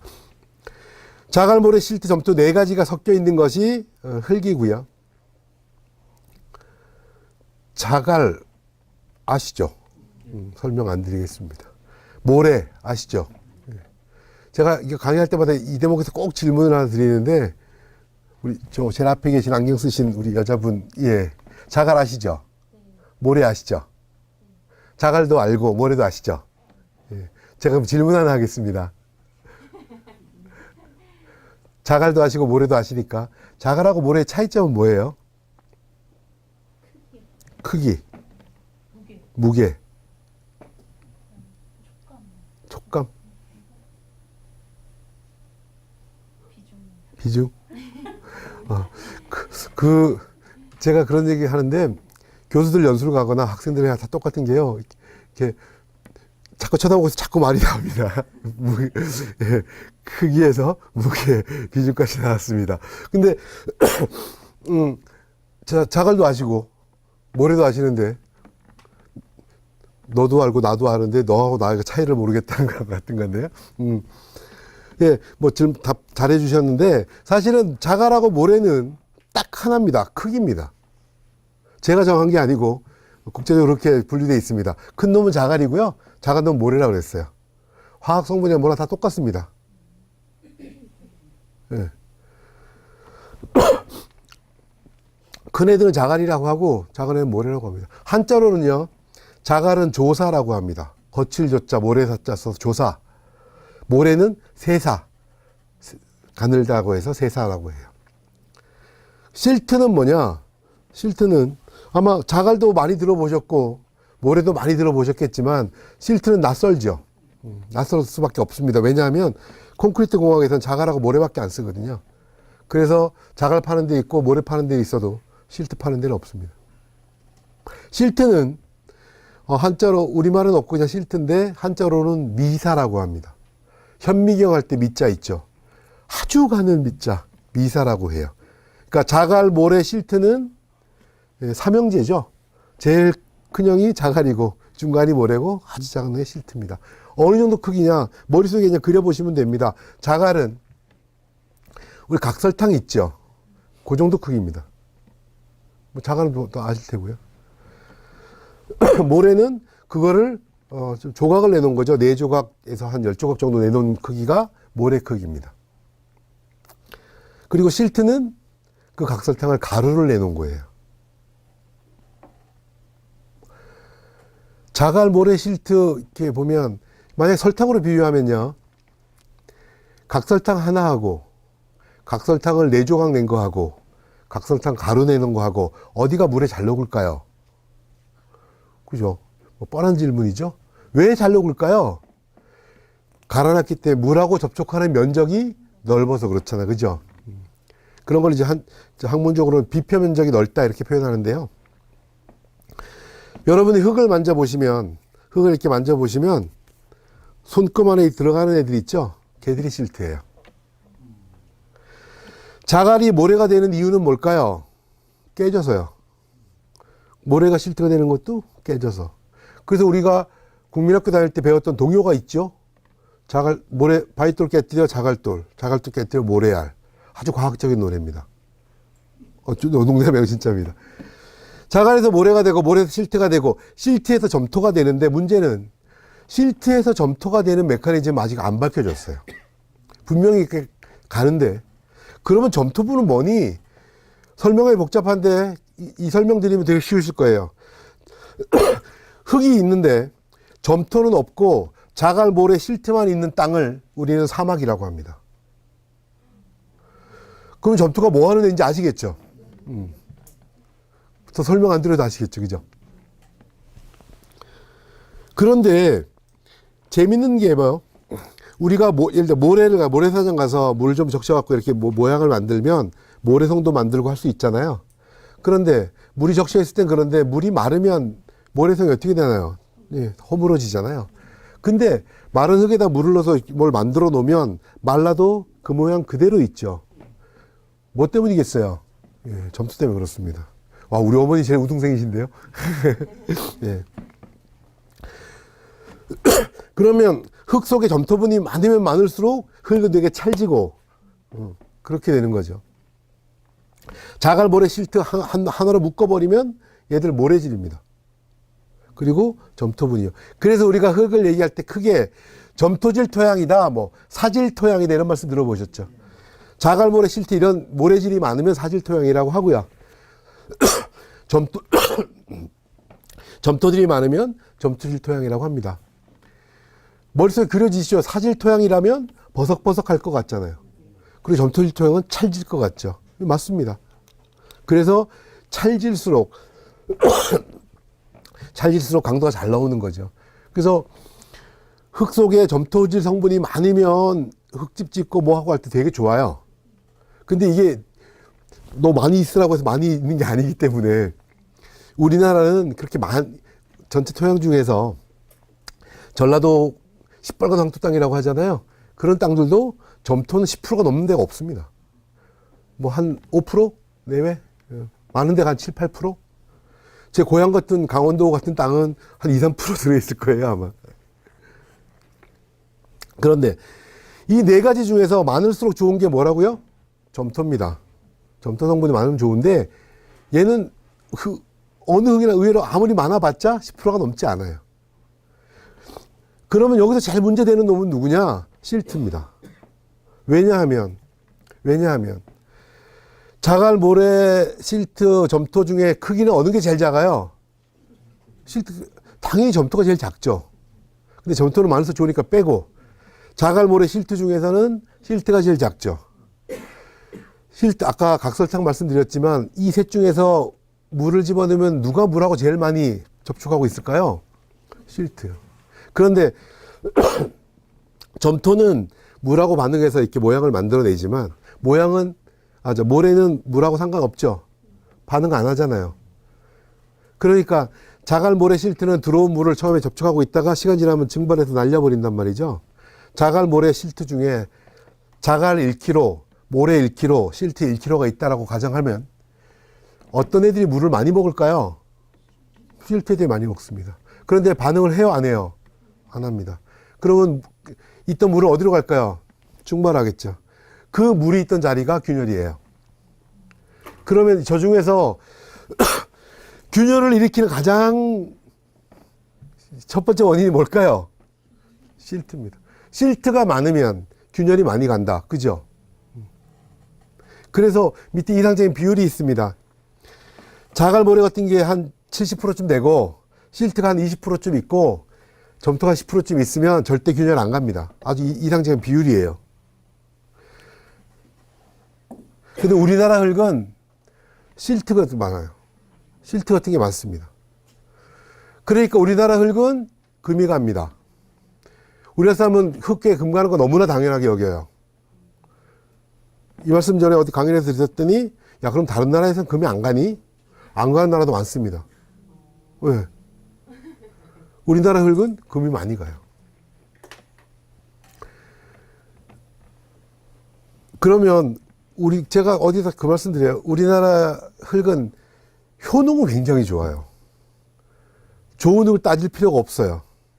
일본 흙 건축은요, 우리하고 집안이 좀 달라서 일본 흙 건축은 어디에 좋은 흙이 있는가를 찾아다니는 거예요. 그 발견하고 하는 거예요. 우리는 그럴 필요 없습니다. 어디 흙이나 다 좋아요. 그러니까 누가 집을 짓는다 하면 제일 먼저 하는 일이 뭐냐 하면 와서 업자들이 얘기합니다. 어디 좋은 흙이 있는데 와서 그거 사라고. 그런 말 믿지 마세요. 우리나라 흙은 어디 있는 흙도 다 좋아요. 뭐 저희가 그 국가과제를 해봐서 압니다. 전국에는 다 조사해봐서 알아요. 그래서 우리 조상들은 어떤 걸 흙으로 집을 지었냐? 예, 주변에서 그냥 지었습니다. 물론 그때 트럭이 없어서 멀리도 못 가져왔겠지만 주변에 있는 흙으로 지었습니다. 그리고 절대로 논이나 밭에 있는 흙을 쓰지 않았습니다. 그래서 여러분들 집 지으실 때 어떤 걸로 집을 지으셔야 되냐? 예, 논이나 밭에 있는 흙을 쓰지 마시고요. 주변에서 구할 수 있는 흙. 요즘에 도로공사 같은 거 할 때 가서 하면 많이 잘 얻을 수 있습니다. 논이나 밭에 있는 흙을 왜 쓰면 안 되냐? 농사 지어야죠. 그거 농사 지어야죠. 우리가 제일 중요한 게 먹고 사는 거잖아요. 농사흙을 건드리면 안 된다. 저로서는 연구할 때 제일 어려운 게 뭐냐 하면 이제 의뢰가 들어옵니다. 우리 지역의 황토를 조사해 주세요. 조사해 봤는데 논밭에 있는 흙이 참 좋은 경우가 있습니다. 그때 참 난감해요. 모 지자체에서 황토 산업을 한다고 이제 그걸 연구를 저한테 의뢰를 했는데 논밭이 좋다고 하면 그거 다 파동일 것 같아서. 그런데 거짓말을 할 수는 없잖아요, 학자가. 그래서 보고서를 만들면서 뒤에다가 별첨 보고서를 따로 만들어서 이만해서 논밭은 빼고 이게 했던 보고서 하나 하고 논밭 들어간 건 따로 말씀드리면서 가능하면 논밭은 안 건드렸으면 좋겠다. 논만 만든 게 100년, 200년 만에 만들어진 게 아니잖아요. 정말 어쩌면 신석기 세대 때부터 신석기 농업혁명이 일어난 그때부터 밭이었을 땅일지도 모르잖아, 그죠? 그래서 여러분도 하실 때 그래서 좋은 흙이 있다고 하는데 현혹되실 필요 없습니다. 아무 흙이나 다 상관없습니다. 우리나라 흙은 일본하고 달라요. 다른 나라하고 다릅니다. 그런데 우리나라는 균열이 간다고요. 신은 공평하죠? 효능은 좋은데 균열이 가는 흙입니다. 우리는 이제 균열만 잡으면 되는 거잖아요. 이제 균열 뭐 때문에 가시는지 아셨잖아요. 그러면 실트 가는 것들이 많아요. 그래서 그림으로 표시하면 여러분 보시기에 제일 왼쪽에 있는 거 이상적인 흙의 비율입니다. 모래자갈이 많고 실트가 좀 적고 점토이 좀 요런 비율로 있으면 균열이 안 가요. 근데 우리나라 흙은 가운데 보시는 것처럼 실트가 많습니다. 가는 모래들이 많아요. 그럼 어떻게 해야 될까요? 둘 중에 하나죠. 뭐 일단 실트 빼내야죠. 실트를 빼내면 되죠. 실트가 많아서 문제니까 실트를 빼내면 됩니다. 어떻게 뺄까요? 흙을 만져서 실트 크기라고 하는 애들이 손금에 들어가는 애들이잖아요. 흙을 갖고 오면 흙을 잡고 손금에 들어가면 털고 손금 들어가면 털고 논리적으로 그럴 수 있잖아요. 그렇게 해서 실트를 빼내면 됩니다. 시간이 좀 오래 걸리죠. 여러분 체에 안 쳐집니다. 예, 너무 가늘어서. 그래서 손금을 이렇게 해야 됩니다. 아마 요만한 벽 하나를 미장하려고 하면 한 10년쯤 그렇게 흙을 골라내시면 되겠죠. 전문 공장에서는 그렇게 이제 바람을 날려요. 그래서 집진을 해가지고 실트를 뽑아내는 그런 걸 합니다. 뭐 그런 기계들 많이 가진 않습니다. 한 30억 정도 가는데 집을 지으실 때 30억짜리 기계를 살 수는 없는 일이잖아요. 그래서 반대로 갑니다. 실트를 빼기 어려우니까 굵은 놈을 넣어주면 됩니다. 작은 모래를 넣어주는 거죠. 어느 것이 더 본인이 판단하시면 됩니다. 어느 것이 쉬울까? 나는 끈기가 있어. 계속 이제 실트를 빼내셔도 되겠고, 보통은 실트가 많아서 문제이기 때문에 실트를 뺄 수가 없으니까 모래를 더 넣습니다. 그러면 이제 균열을 잡는 원리는 이해하셨는데 남는 문제는 뭐냐 하면 그러면 얼마만큼 넣어야 될까, 모래를? 그 문제가 남죠.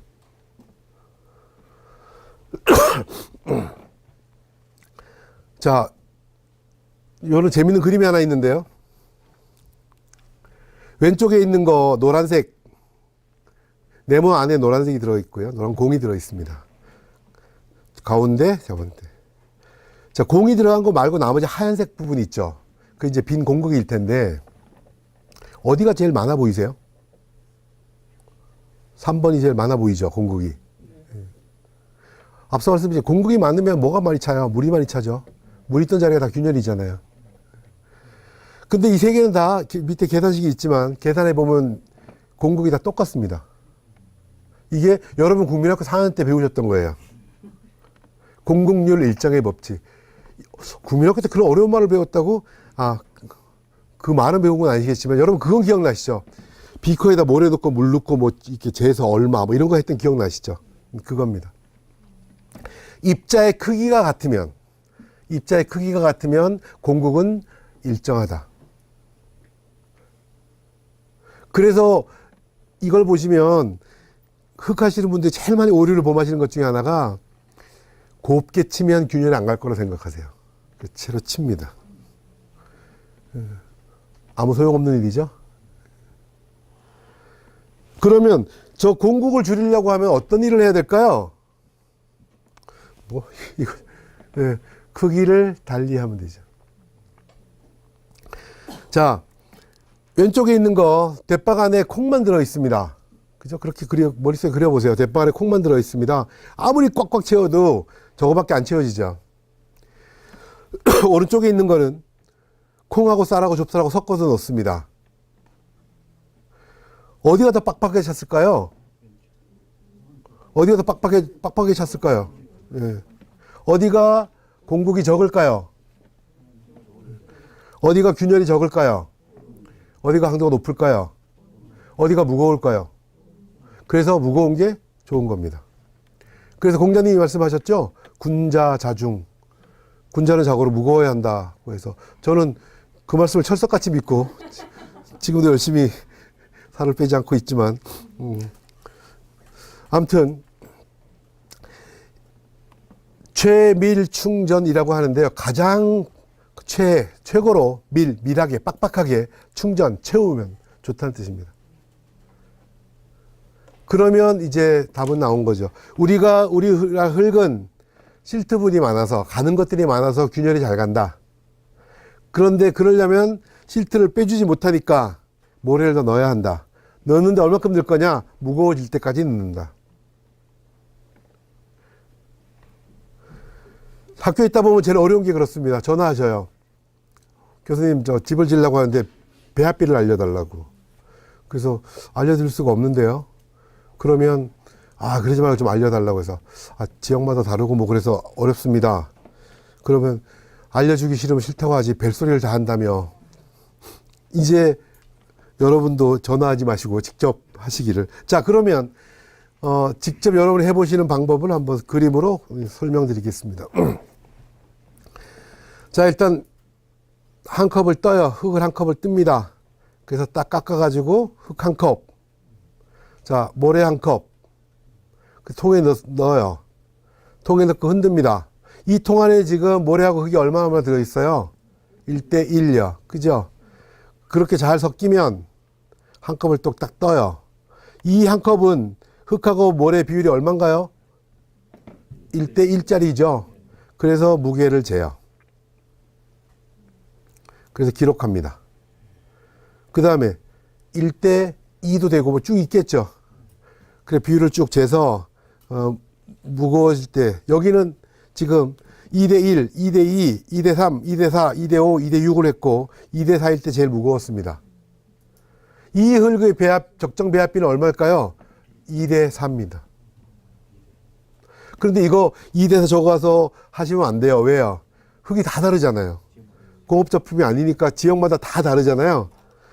그러니까 전화해서 배합비가 얼마야 라고 하면 말씀드릴 수가 없어요.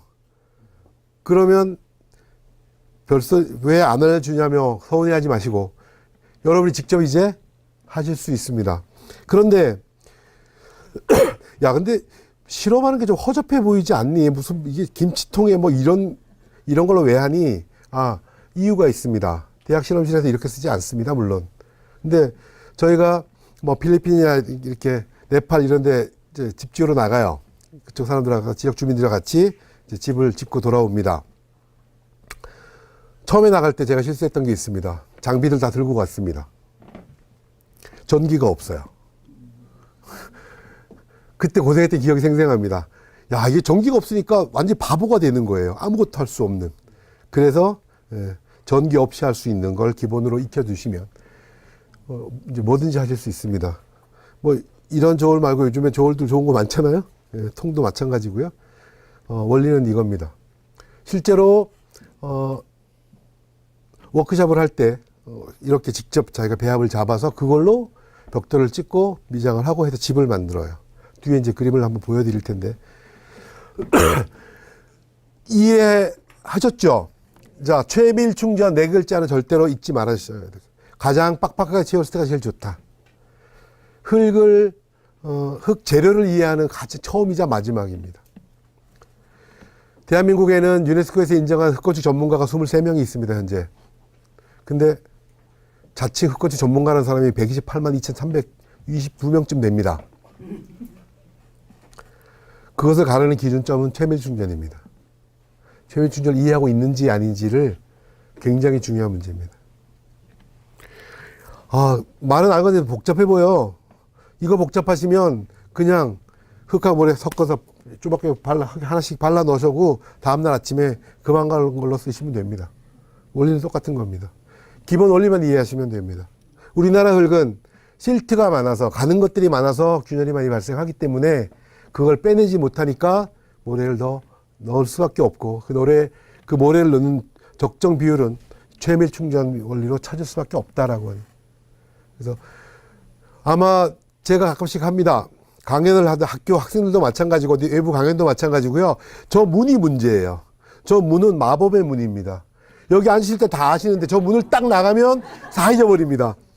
그건 저희도 마찬가지예요. 저희도 교수 연수 가면 앉아서 들을 땐 다 알겠는데 그래서 저 문에 대해서 연구를 좀 해봐야겠는데 하여간 여기도 아마 저 마법의 문이 아마 틀림없이 달려있을 텐데 아마 오늘 이렇게 강의를 듣고 돌아 나가시면 저도 마찬가지고 여러분들 이렇게 머릿속에 하얘지실 겁니다. 근데 딱 네 글자는 꼭 기억해 주십사. 최밀 충전. 이 네 글자를 기억하시면 흙에 대해서 여러분은 자신 있게 쓰실 수 있다는 말씀을 드립니다.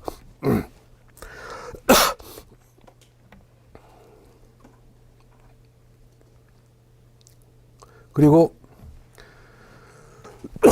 이렇게 균열 잡는 걸 말씀을 드렸으니까 그런데 이제 여기서 그런 게 있습니다. 야, 그런 거 할 때 볏짚 같은 거 썰어 넣으면 균열 어떻게 도움이 돼? 라고 하면 당연히요. 볏짚 같은 거 그런 거를 이제 저희는 섬유라고 저희 얘기하는데 가늘고 긴 물질입니다. 가늘고 긴 건 뭐든지 균열 방지에 도움이 됩니다. 철근 콘크리트가 철근 넣죠. 섬유입니다, 일종의. 가늘고 긴 걸 집어넣잖아요.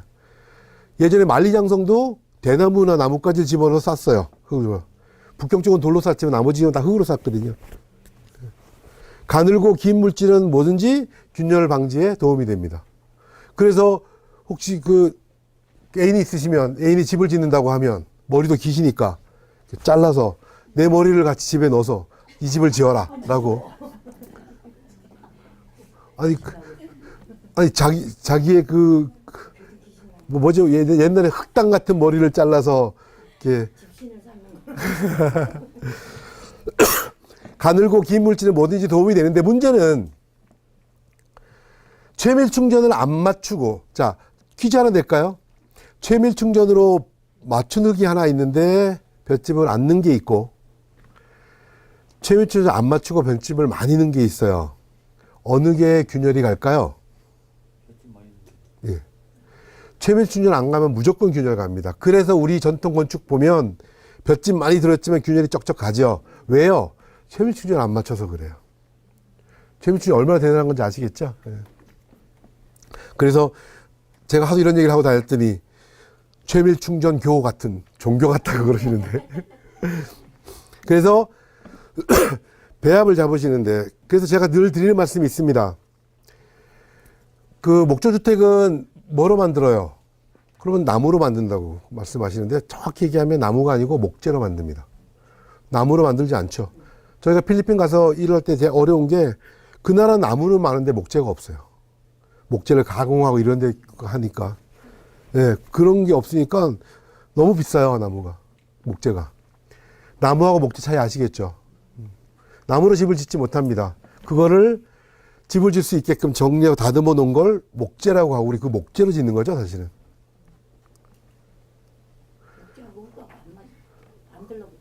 예, 들러오는 방법은 또 있긴 한데요. 뒤에 설명도 드리고. 흙도 마찬가지입니다. 흙집은 흙으로 짓는 게 아니고 흙 재료로 짓는 거예요. 그 차이가 뭐냐? 흙은 그냥 퍼오는 거고요. 그것을 최밀충적으로 배합 맞춰서 건축할 수 있게 만든 게 흙 재료입니다. 여러분은 흙 재료를 만드는 방법을 오늘 배우신 거예요. 그렇게 해서 하면 절대 균열 가지 않습니다. 그렇게 집을 지으면 돼요. 뒤에 그림을 보여드리겠지만 그렇게 해서 집을 지으면 됩니다. 그런데 뭔 단점이 있냐면 흙에다가 배합 맞춰가 다 한 다음에 흙재료에다 물만 넣어서 만들면 집이 다 되는데 뒤에 그림을 보여드리겠지만 그걸로 뭐 10m, 20m짜리 집도 지어요. 그런데 가장 중요한 게 이게 비 맞으면 문제가 되잖아요. 그래서 속담이 하나 있습니다. 현장 속담인데요. 신발을 신고 모자를 쓰라고 해요. 기초를 좀 올리고 처마를 길게 뽑아라 뭐 이런 얘기를 합니다. 그런데 그래도 좀 강도를 내는 방법은 없을까? 예, 이제 그 말씀을 드리겠습니다. 강도를 내는 말씀을 드리겠습니다. 지금처럼 흙에다 최밀층으로 배합 맞춰서 그게 하시면 다 돼요. 그렇게 집을 지으면 됩니다. 전 세계 흙 건축의 99%가 그렇게 짓고 있습니다. 그런데 나는 좀 그래도 비도 많이 잠기기도 하고 또 어쩔 수 없이 기초나 이렇게 뭔가 튼튼해야 될 것 같은 그런데 할 때 어떻게 해야 될까? 강도를 어떻게 올릴 수 있을까? 이렇게 올리죠. 오늘 수업 중에 제일 복잡한 식이 나왔죠.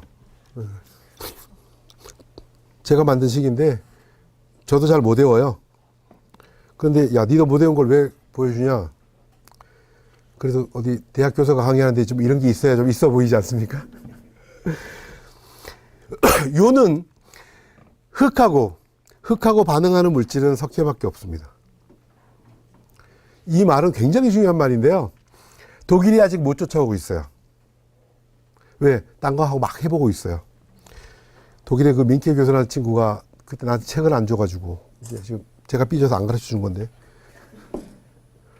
약간 성향이 다른 게 흙건축적으로 프랑스가 유네스코가 있어서 많이 중심되어 움직이는데 프랑스에 흙건축하는 교수들은 이렇게 할아버지들이세요. 여러분 저기 뭐 치킨집 앞에 있는 할아버지 있죠. 그 할아버지 똑같이 생긴 할아버지 진짜 똑같이 생겼어요. 그런 분들 몇 분 계신데 인진도 되게 좋아서 가면 이제 진짜 우리 시골 할아버지 같이 뭐 이것저것 자료도 주섬 챙겨주고 막. 근데 독일 민케 교수 그때 만나서 야, 너 책 하나 사인해서 하나 줘. 나도 사인해서 하나 줄게. 그랬더니 서점에서 사래요. 그래 자기 인쇄 받는다고. 뭐 약간 기분이 안 좋고. 그리고 자기 실험실을 쭉 보여주더라고요. 근데 실험실을 보면서 이 팀이 어디가 지금 부족한지가 보이잖아요. 저희 같은 사람들. 그래서 한마디만 해줬으면 걔네들 10년은 따라왔을 텐데 얘기 안 했죠. 책도 안 주는데. 그랬는데 그 프랑스 할아버지 너무 좋아하세요. 그러니까 우리하고 일본하고 약간 좀 그게 있는 것처럼 독일하고 프랑스도 약간 좀 그런 게 있더라고요. 그래서 아직도 지금 헤매고 있습니다. 뭔 말을 해주면 됐었냐면 흙하고 반응하는 거는 석회밖에 없다. 이 한마디만 얘기해주면 됐었는데 지금도 찾고 있어요. 계속.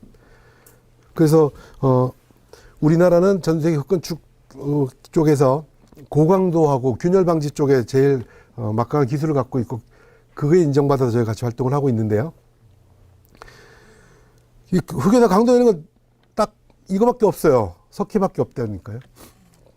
그래서 우리는 딴짓 안 합니다. 저희가 그거 찾아내는데 한 20년 걸렸는데 그러니까 계속 그거 갖고 연구하는데 걔들은 이거 하면 더 잘 나올까 이것도 했다 저것도 했다 막 그러고 있어요. 다행히 걔들 한국말 모르니까 이 강의가 지금 유튜브에 올라가도 못 알아듣겠죠? 이거 있으면 안 되는데. 그래서 근데 그것이 뭐 저희 연구팀에서 저희가 어느 뚝딱 만든 게 아니고요. 다 우리 조상들 덕이죠. 예, 여러분 연배 있으신 분들 아시죠? 그 묘자리 할 때, 흙할 때, 흙에다가 이렇게 석회 뿌려서 이렇게 다지죠. 그리고 집터 다질 때, 그 석회 뿌려갖고 집터 다집니다. 그걸로 이제 석회를 넣는다고 해서 회를 다진다고 해서 회다지 소리라고 하고, 경기지방 무형문화재예요. 그게 회다지 소리가. 야, 얼구야, 뭐 이렇게 하는 노래를 하면서 다집니다. 그렇게 하면, 흙에 석회가 들어가면 강도는 올라갑니다. 그런데, 얼마큼 넣어야 되니? 여기서 조금 문제가 생깁니다. 석회 자체는 알칼리 물질이라서 이렇게 손에 만지면 막 껍질 가지고 그래요. 그런데 흙이랑 같이 있으면 이렇게 반응을 해가지고 돌같이 돼요. 그러니까 괜찮은데, 얼마큼 넣을 거냐? 석회를 넣는 만큼 강도가 올라갑니다. 석회를 10% 넣으면 강도가 100이 나오면, 20%를 넣으면 200이 나오고, 30%를 넣으면 300이 나오고, 이런 식이에요. 쫙 정비례로 나옵니다. 그러면, 강도를 내려면 많이 넣어야겠네? 예. 그러면 흙의 효능은 어떻게 되는 거야? 석회 들어간 만큼 흙을 덜 쓰는 거죠. 석회를 만약에 30% 썼다면 흙을 30% 덜 쓴 거잖아요. 그만큼 손해보는 거죠. 그럼 많이 넣으면 안 되겠네? 네. 그럼 강도를 내려면 많이 넣어야지. 예. 효능하면 많이 넣으면 안 된다며. 예. 그래서 선택하셔야 됩니다. 그래서 제가 많이 권해드리는 건 바깥쪽에 힘 받는 데는 쓰시고 실내 같은 거 할 때 힘 안 받아도 되는 데는 100% 흙으로만 하시면 된다. 말씀을 드립니다. 그리고 이러한 메커니즘을 저희 연구팀에서 개발을 해서 전 세계에 쓰고 있지만 저희도 사실은 가능하면 이렇게 흙만 쓰려고 많이 애쓰고 있어요. 다른 교수들이 그래요. 아니 애쓰고 만들어 놓고 왜? 꼭 필요할 때만. 시멘트도 마찬가지지만 꼭 필요할 때만 써야지 흥청망청 쓰면 그때 뭔가 그냥 흙만 써도 되는데 왜 석회까지 넣어? 어쩔 수 물에 잠기거나 기초를 받거나 힘을 받아야 되는 어쩔 수 없는 경우에는 그렇게 하지만 나머지는 그렇게 쓰면 된다는 말씀을 드리고요. 그러면 재료에 대해서 이제 보셨으니까 이제 공법을 한번 볼까요? 학교에서 자문 받을 때 어려운 말 중에 하나가 전화하셔서 흙집으로 지으려면 평당 얼마 들어? 라는 질문이 제일 어렵습니다. 왜냐하면 좀 이따 설명드리겠지만 시멘트로 짓는 건 공법이 하나예요. 시멘트 표준공법 딱 하나입니다. 그러니까 평당 단가 얼마 나옵니다. 흙은 공법이 200개가 넘습니다. 공법에 따라서 시멘트보다 싼 것도 있고 시멘트보다 10배쯤 비싼 것도 있습니다. 그래서 어떤 공법으로 지으시려고 하는데요. 흙으로, 흙공법으로. 어렵습니다. 이제부터 잘 설명을 좀 드리겠습니다. 원래 영어로 월이라고 하는 단어 있잖아요. 벽체를 벽 있잖아요. 벽이란 말이 원래 발룸에서 왔다고 해요. 흙으로 만든 뚝. 그게, 월의 어원이라고 해요. 그러니까 벽이라는 게 원래 흙으로 만든 뚝 같은 거 이런 걸 벽이라고 했던 거고요. 우리나라에서도 보면 제가 좋아하는 그림이에요. 태평성시도라는 그림인데요.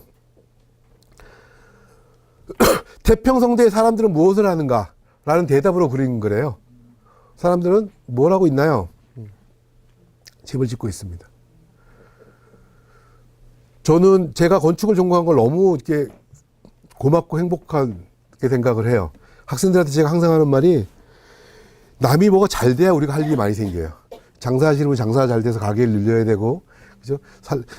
자식이 잘 번성해서 살림이 나면 또 집도 분가해야 되고 이러면서 그래서 뭔가 이렇게 행복산업이다 제가 늘 다른 사람이 잘 돼야 저희 건축하면서도 할 일이 많아지는 그런 거. 그리고 태평성대의 사람들은 집을 짓습니다. 전쟁할 때 집 안 짓죠. 그리고 학교에서 이렇게 집 자문하러 오셨을 때 이렇게 할아버지 할머니 두 분이 꽉 같이 오시는 분들, 제가 그런 말씀 드리는데 혹시 나중에 집을 지으실 때 저한테 자문을 하러 오시더라도 제가 이렇게 나름대로 이렇게 정확한 통계는 아니지만 제가 지금까지 한 20년 동안 이렇게 접해 보니까요. 황 교수님, 나는 땅도 샀고 집질 돈도 있어. 내일 당장이라도 지을 수 있다고 하시는 분들 집 못 지으세요. 근데 아직 뭐 땅도 없고 집도 없지만 이렇게 돈 좀 모아서 지으려고 해요. 하는 분은 집을 지으세요. 차이가 뭐냐 하면 앞에 분은 남자 혼자 오셨어요. 뒤에 분은 부부가 같이 오셨고. 아까부터 계속 말씀드린 게 여자 판단이 안 들어가면 집이 안 돼요. 희한하게 그렇더라고요. 그래서 두 부부가 같이 오셔서 아직까지 뭐 이렇게 돈도 없고 땅도 없지만 앞으로 이제 이런 집을 짓고 싶어요 하시는 분들은 지으시는데, 나는 뭐 이렇게 땅도 이미 사놨고 뭐 아직도 7년 동안 지금 못 짓고 계신 분이 계세요. 그래서 저는 이렇게 두 부부가 이렇게 같이 이렇게 오셨을 때 보면, 이렇게 할아버지 할머니 두 분이 이렇게 손 꼭 잡고 계시는 거 보면 참 이렇게 대단해 보이세요. 저 연배가 위인데, 저희 대학 다닐 때만 해도 요즘 학생들은 이제 좀 자유롭습니다. 그래서 이제 학생들이 이렇게 와서 인사할 때, 여자친구 같은 경우에는 제가 머리가 좋아야 되겠다 생각이 많이 드는 게, 기억을 잘 못하는 경우가 많습니다. 그래서 지난번에도 누구 와서 인사하길래, 지난번보다 되게 예뻐졌어요 라고 얘기했더니, 처음 만나는 사람이고 막 이래가지고. 그런데 저희 때만 해도 뭐 이렇게 손잡으면 결혼해야 된다고 생각했던 세대를 살았는데, 저보다 더 연배가 위신데 두 분이 손 꼭 잡고 계시는 거 보면 정말 좋은 집을 지으실 수 있겠다 생각이 들어요. 그리고 뭐 당연한 얘기겠지만, 내가 너 만나갖고 내 인생 망가졌다 이러고 맨날 부부싸움 하는 사람들이 집을 짓겠냐고요. 아버지 때문에 인생 망가졌다고 하는 애들이 집을 짓겠어요. 이제 집이라는 건 그런 의미가 있죠. 그래서 개인적으로 되게 좋아하는 그림인데, 안을 잘 살펴보시면 여러 가지 일들을 합니다. 이렇게 뭐 이렇게 틀을 만들어 두들기기도 하고 벽에 바르기도 하고 뭐 이렇게 벽돌 같은 거 만들기도 하고 해요. 이제부터 하나하나 설명을 드리도록 하겠습니다. 방식을 이제 워낙 공법이 많으니까 분류하는 방식도 있는데, 이거는 이제 개체식, 일체식, 보완식이란 말은 조각조각을 하는 거냐, 한 번에 하는 거냐, 붙이는 거냐, 이렇게 나눌 수도 있고요. 또는 이렇게 나눌 수도 있습니다. 그래서 역사적으로 사건을 보면 흙 쌓기가 지금 제일 오래된 거예요. 그때부터 하나씩 말씀을 드릴게요. 흙 쌓기는 말 그대로 이렇게 흙을 쌓는 거예요. 설명 안 들어도 아시겠죠? 쉽죠? 흙 이렇게 해가지고 덩어리 만들어서 흙을 차곡차곡 쌓고 옆에 잘 깎으면 벽체가 만들어집니다. 인류가 제일 먼저 한 방식이 이거겠죠. 지금도 아프리카 이런 데 많이 써요.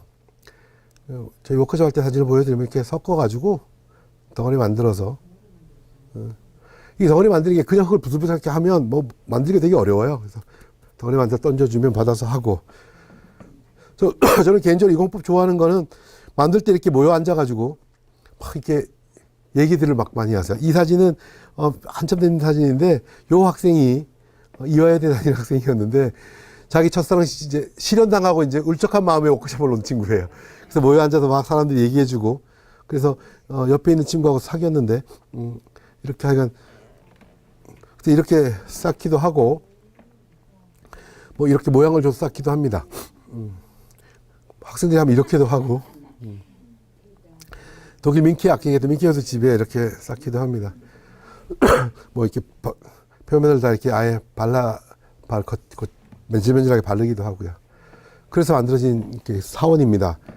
그 출입구 한번 보시면, 출입구 높이 보이시나요? 요거 해서 하시면 높이 어느 정도 상상이 되시죠? 예. 이게 불어는 불란서 용어로가 많은데, 건축 용어는 보주라고 하고 영어로는 콥이라고 합니다. 근데 그렇게 하는 것보다 더 유명한 공법의 별명이 있는데, 핸드메이드 하우스예요. 손으로 만든 집. 이 공법의 장점은 손만 있으면 돼요. 조물조물해서. 그러니까 집을 짓는 게 아니라 집을 빚는 거죠. 도자기처럼 이렇게 만듭니다. 이런 흙쌓기에서 이제 인류가 좀 진화를 하기 시작한 거죠. 한 번에 이거 계속 쌓아야 되니까 힘드니까 미리 벽돌을 만들어 놓자 해서 만들어진 겁니다. 흙쌓기 공법은 언제 했는지 뭐 밝혀진 바가 없고요. 흙벽돌은 BC 8000년입니다. 만년 정도 된 공법이죠. 벽돌이라는 게. 이 벽돌은 보시는 것처럼 이렇게 반죽해서 불에 굽는 과정이 없죠. 말려서만 씁니다. 이렇게 해서 아프리카 사진인데요. 이 마을에는 이 나무 틀이 요거 하나밖에 없어요. 나무가 귀한 동네니까. 이거 하나 다 돌려 쓰는 거예요. 뭐 저희는 이렇게 만들었습니다. 혹시나 행여나 여러분 중에서 내가 내 손으로 직접 집을 지어야겠다 라고 생각하시면 이 방법으로 벽돌을 만드세요. 그렇게 해서 저희 워크숍 했던 장면이고요. 이런 거 하지 마시라고요. 이런 기계 쓰지 마시라고. 왜냐하면 여러분 저희 같은 밥 먹고 이것만 하는 사람들도 이 컨디션 잡아내는데 한 일주일쯤 걸려요. 근데 여러분들이 이 컨디션 잡아내려면 한 1년 반, 2년 걸리실 거예요. 그러니까 별로 저희 학교에 이거 사실 기계가 최저 8대까지 있었습니다. 제가 집을 지으실 때 이런 거 사지 마시고 그냥 직접 틀로 하시라고 그랬는데 꼭 사셔서 잘 안 된다며 학교에 기증하시는 분도 계시고 반값에 사라는 분도 계시고 해서 그냥 찍어서 하세요. 그래서 이렇게 찍어내는 것이 약간 삐뚤삐뚤하고 처음에 벽돌 모양이 그래요. 야 이거 칩이 될까 싶은데 해놓고 나면 굉장히 고급스럽습니다. 그래서 요즘에 시중에서도 각진 딱 이런 벽돌 말고 모서리 깨진 벽돌을 더 비싸게 팔아요. 예. 그리고 흙 다짐 BC 4,000년 정도 됐고요.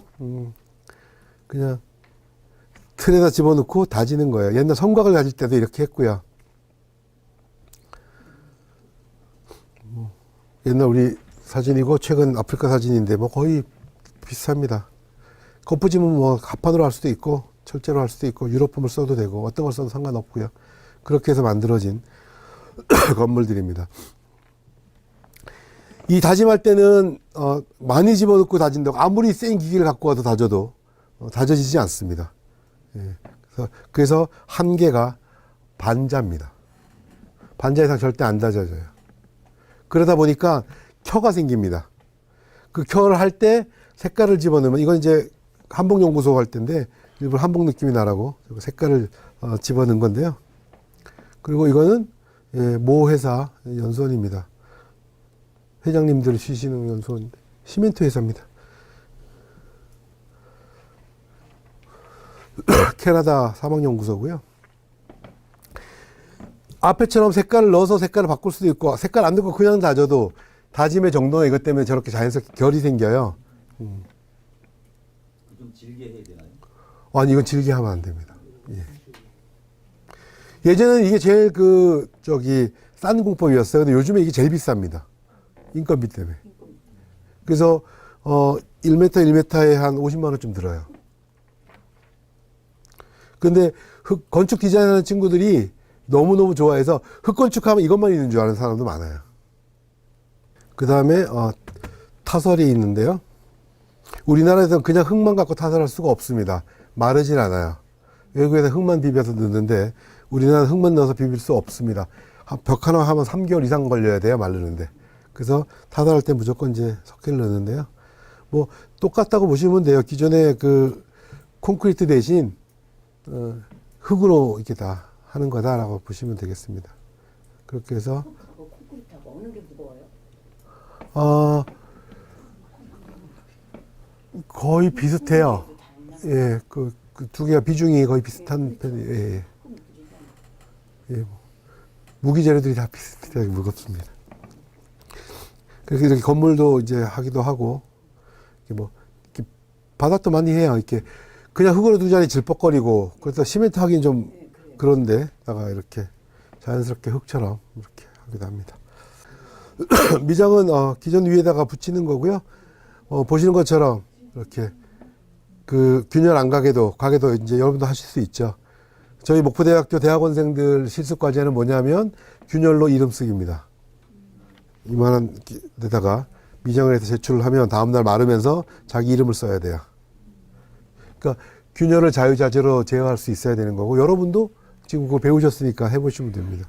우리는 그 수준은 안 되지.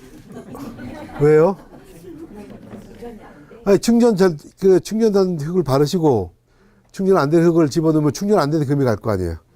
그렇게 하시면 되죠. 교수님 지금 타설을 하게 되면 일반 콘크리트 하듯이 철근 배우는 그대로 하고 이제 네. 예. 타설하는 거는 그냥 맞는 거예요. 그러니까 시멘트하고 똑같이 하는데 재료만 바꿔서 하는 게 편하겠다고 다들 그러셔서 그렇게 만든 거죠, 뭐. 강의하고 그냥 흙만 섞어서 예. 이렇게 해서 그냥. 예. 시멘트 위에는 그냥 흙 바르시면 잘 붙어요. 잘 바르시면 되고. 나무하고 그거는 안 흙하고 예. 이 문틀을 해다 보면은 짓다 보면은 예. 이게 밀착이 안 되는 것 같더라고. 예. 밀착이 안 됩니다. 그래서 예, 그때는 사실 시공 디테일이 좀 필요해요. 그래서 이렇게 들어가게 만들거나 하는 방식으로 쓰거나 하는 방식이 좀 필요합니다. 예. 그래서 뭐 아파트 같은 데서 사용하기도 하고요.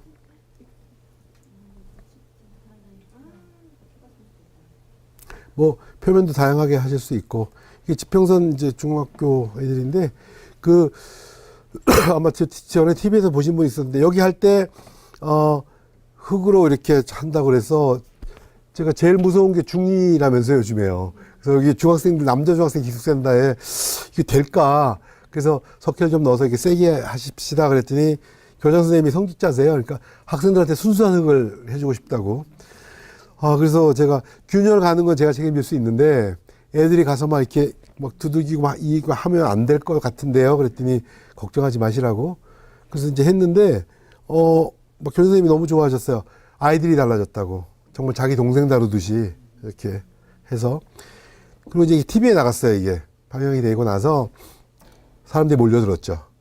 그리고 전부 다 차키를 꺼내서 이렇게 딱 긁어보고.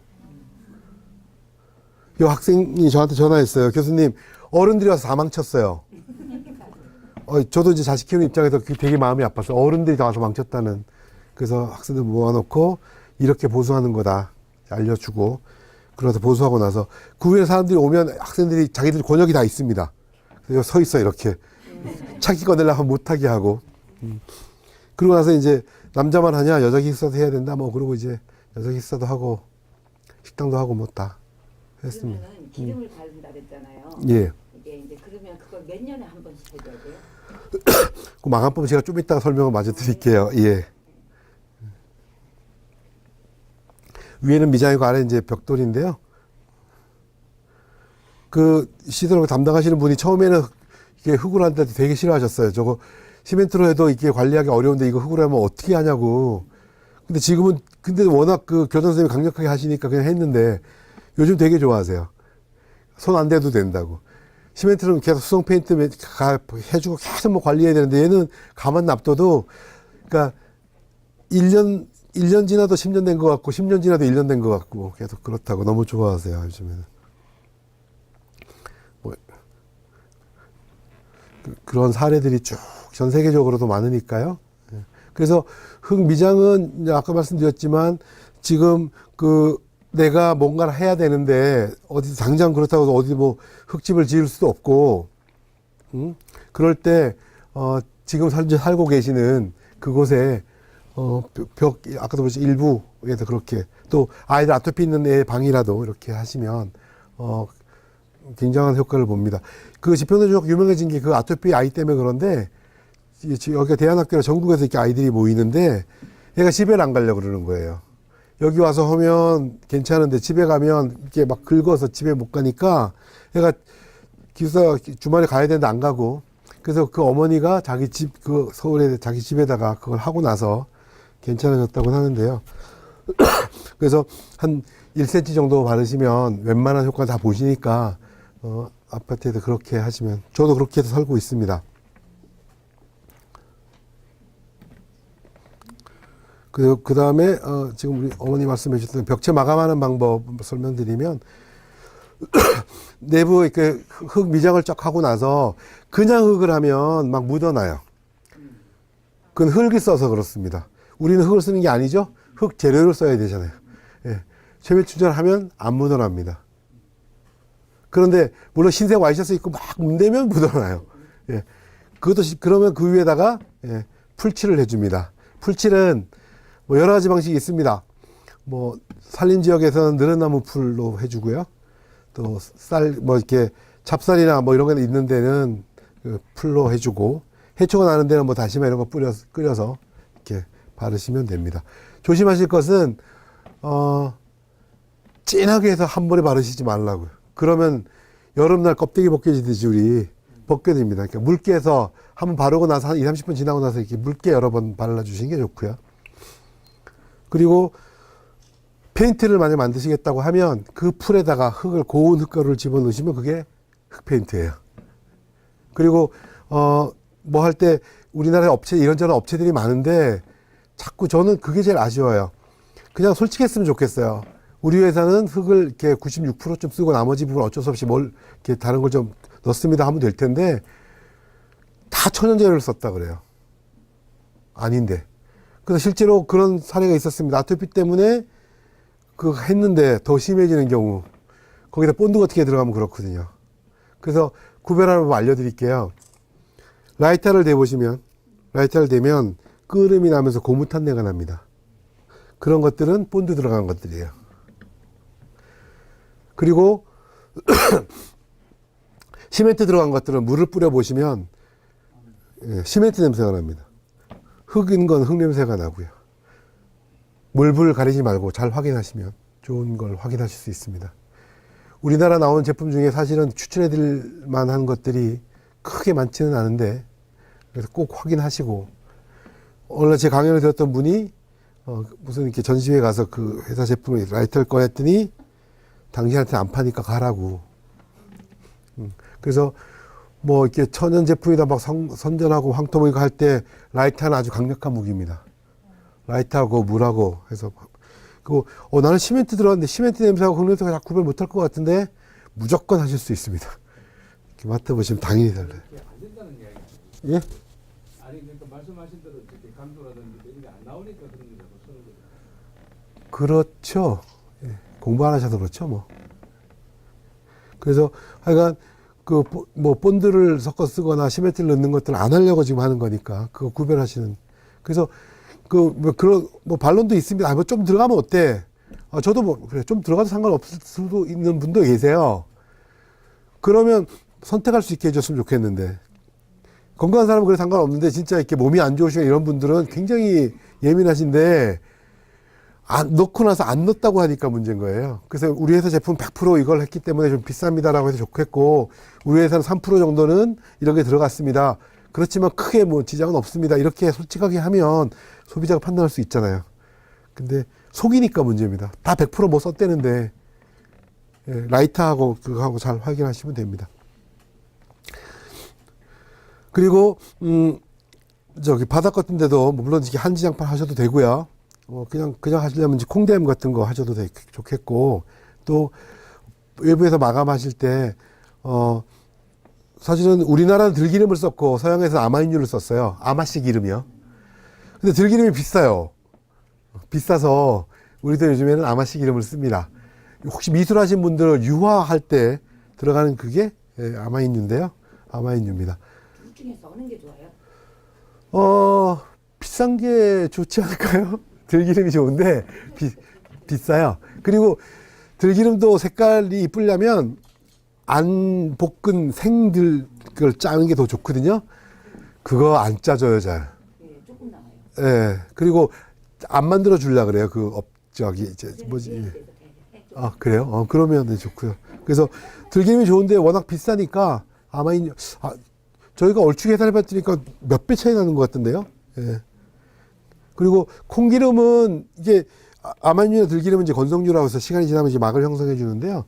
처음에 바르실 때 한번 바르시고 나서 두 번, 세 번, 처음에 세 번 정도 하시는데 붓으로 하시면 힘드시니까 이게 씩 하는 거 있잖아요.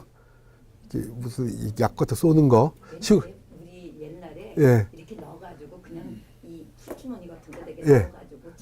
넣어가지고 예. 바닥에 콩등할 때 근데 벽 같은 데 이런 거 할 때도 힘드니까 벽 같은 거 할 때 뭐 이렇게 붓으로 칠해도 좋지만 칙 하는 걸 이렇게 뿌리시면 5분도 안 걸려요. 그래서 한번 하고 나서 한 2, 30분 지나면 마니까 한번 두 번, 세 번 정도 해주시고 나서 그 다음에 1년 후에 한번 하고 그 다음에 1년 후에 해서 한 서너 번만 그렇게 하고 나면 그 다음부터 안 하셔도 돼요. 그리고 요즘에 저희가 콩그림을 연구하고 있는데 전에는 아마인유 들기름은 건성유라서 잘 됐고요. 콩기름은 반건성유예요. 그래서 좀 약한데 요즘에는 콩기름이 좀 달라졌는지 요즘 콩기름은 또 돼요. 그래서 저희가 요새 그거는 이제 실험을 좀 하고 있습니다. 더.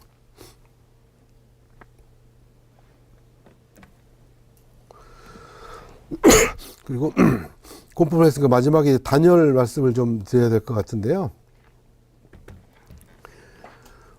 단열 기준이 계속 높아지고 있기 때문에 이렇게 예전에 비해서 자꾸 높아지고 있고 앞으로 더 높아질 예정입니다. 그리고 더 높아져야 하고요.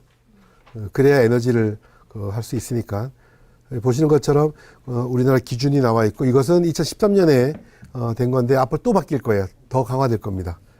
바람직한 방향이고요.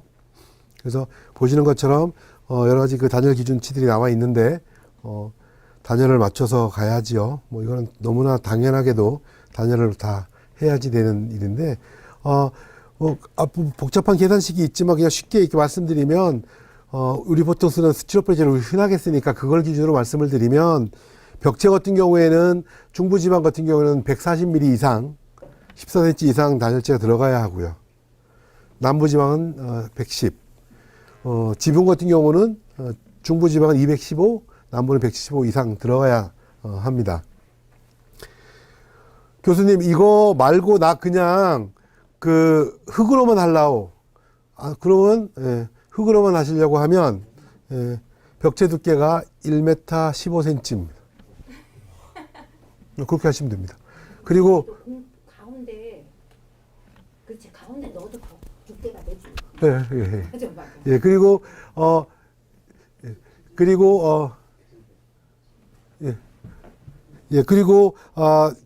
중요한 것들은 만약에 거기다가 벽돌에다가 뭐 볏짚을 집어넣거나 완결을 집어넣거나 하면 스티로폴의 한 3분의 1 정도 효능이 나와요.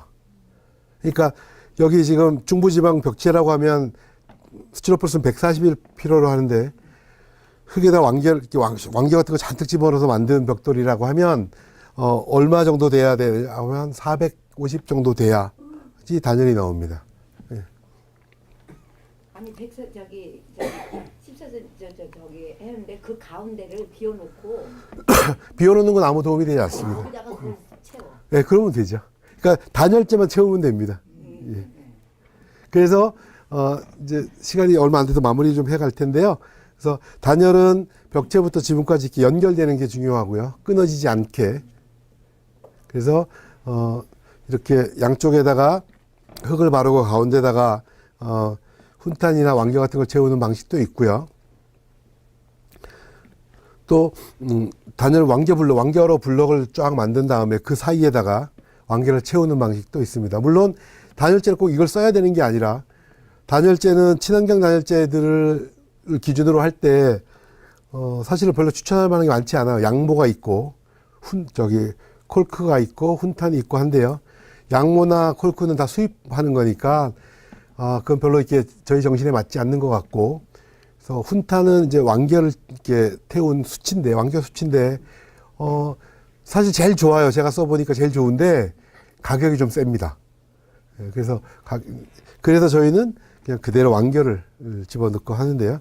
그렇게 해서 만들어 가지고 완결을 잔뜩 집어넣은 블럭을 해서 쌓고, 그리고 가운데 기둥 만들고 안쪽에다가 완결 채워 넣고 해서 집을 만드는 거예요. 이런 워크숍들을 이렇게 하는 거고요. 기둥은 반대로 밖으로 나오게 해서 이런 방식으로 집을 만들 수도 있고 그렇습니다. 그리고 이중의 피는 이렇게 바깥쪽에다 유리를 한번 더 만드는 방식도 있다는 거 말씀을 드리고요. 그래서 이제 마무리를 말씀을 드리면 우리나라 흙은 균열이 잘 가기 때문에 균열을 막는 방식에 대해서 최밀충 전 말씀을 드렸고, 공법은 여러 가지가 있기 때문에 본인들이 원하는 대로 선택을 하셔서 쓰시면 되고, 단열도 흙으로만은 단열이 안 된다.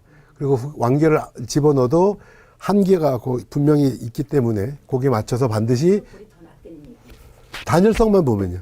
예, 그거는 태어날 때부터 단열하려고 태어난 놈이고, 예. 그러니까 이제 그걸 다 스티로폴 좋다는 말씀을 드리는 게 아니고 그걸 기준으로 이제 말씀을 드리는 거고요.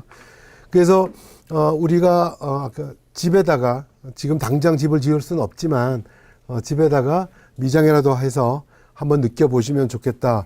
그러면 느낌이 있어요. 저는 예전에는 더 젊었을 때는 흙집을 지어야 된다고 막 강요도 하고 막 그랬는데, 요즘은 별로 그러지 않는 게, 한번 그렇게 흙을 한번 접하면 결국 다 생각이 바뀌시더라고요. 그래서 흙을 쓴다라고 하는 것이 그냥 내 몸에 좋으니까 흙을 쓴다, 뭐 여기서 당연히 출발을 하잖아요. 근데 거기서만 끝날 게 아니고 적어도 우리 후손들한테 부끄럽지 않는, 아까 우리나라는 국민 한 사람이 1톤씩 지금 CO2를 내놓는 그런 시대를 살고 있는데요. 좋은 집이라는 게 어떤 건지, 시간이 좀 많다라고 하면 어떤 방식으로 집을 짓는 게 좋은지 같이 고민할 수 있는 그런 것도 더 말씀드렸으면 좋겠고요. 새로운 생각을 바꾸는 게 중요한 문제인 것 같고요. 저희가 그 목포대학하고 유네스코하고 같이 해서 하는 흑건축 학교라고 하는 데가 있고요. 그 밑에 보시면 오늘 다 말씀 못 드린 저희 자료는 테라코리아, 테라가 흑이라는 소리고요. 테라코리아.com에서 들어가시면 아시아에서는 유일하게 우리 한국에서 요 유네스코 석자 프로그램이 있습니다. 그래서 한번 그 관련된 자료들 한번 보시면 좋을 것 같습니다. 제가 말씀드릴 욕심은 많고 말재주는 없어서 너무 충분했는지 모르겠는데요. 언제 다음 기회에 다른 그게 있으면 또 뵀으면 좋겠습니다. 고맙습니다.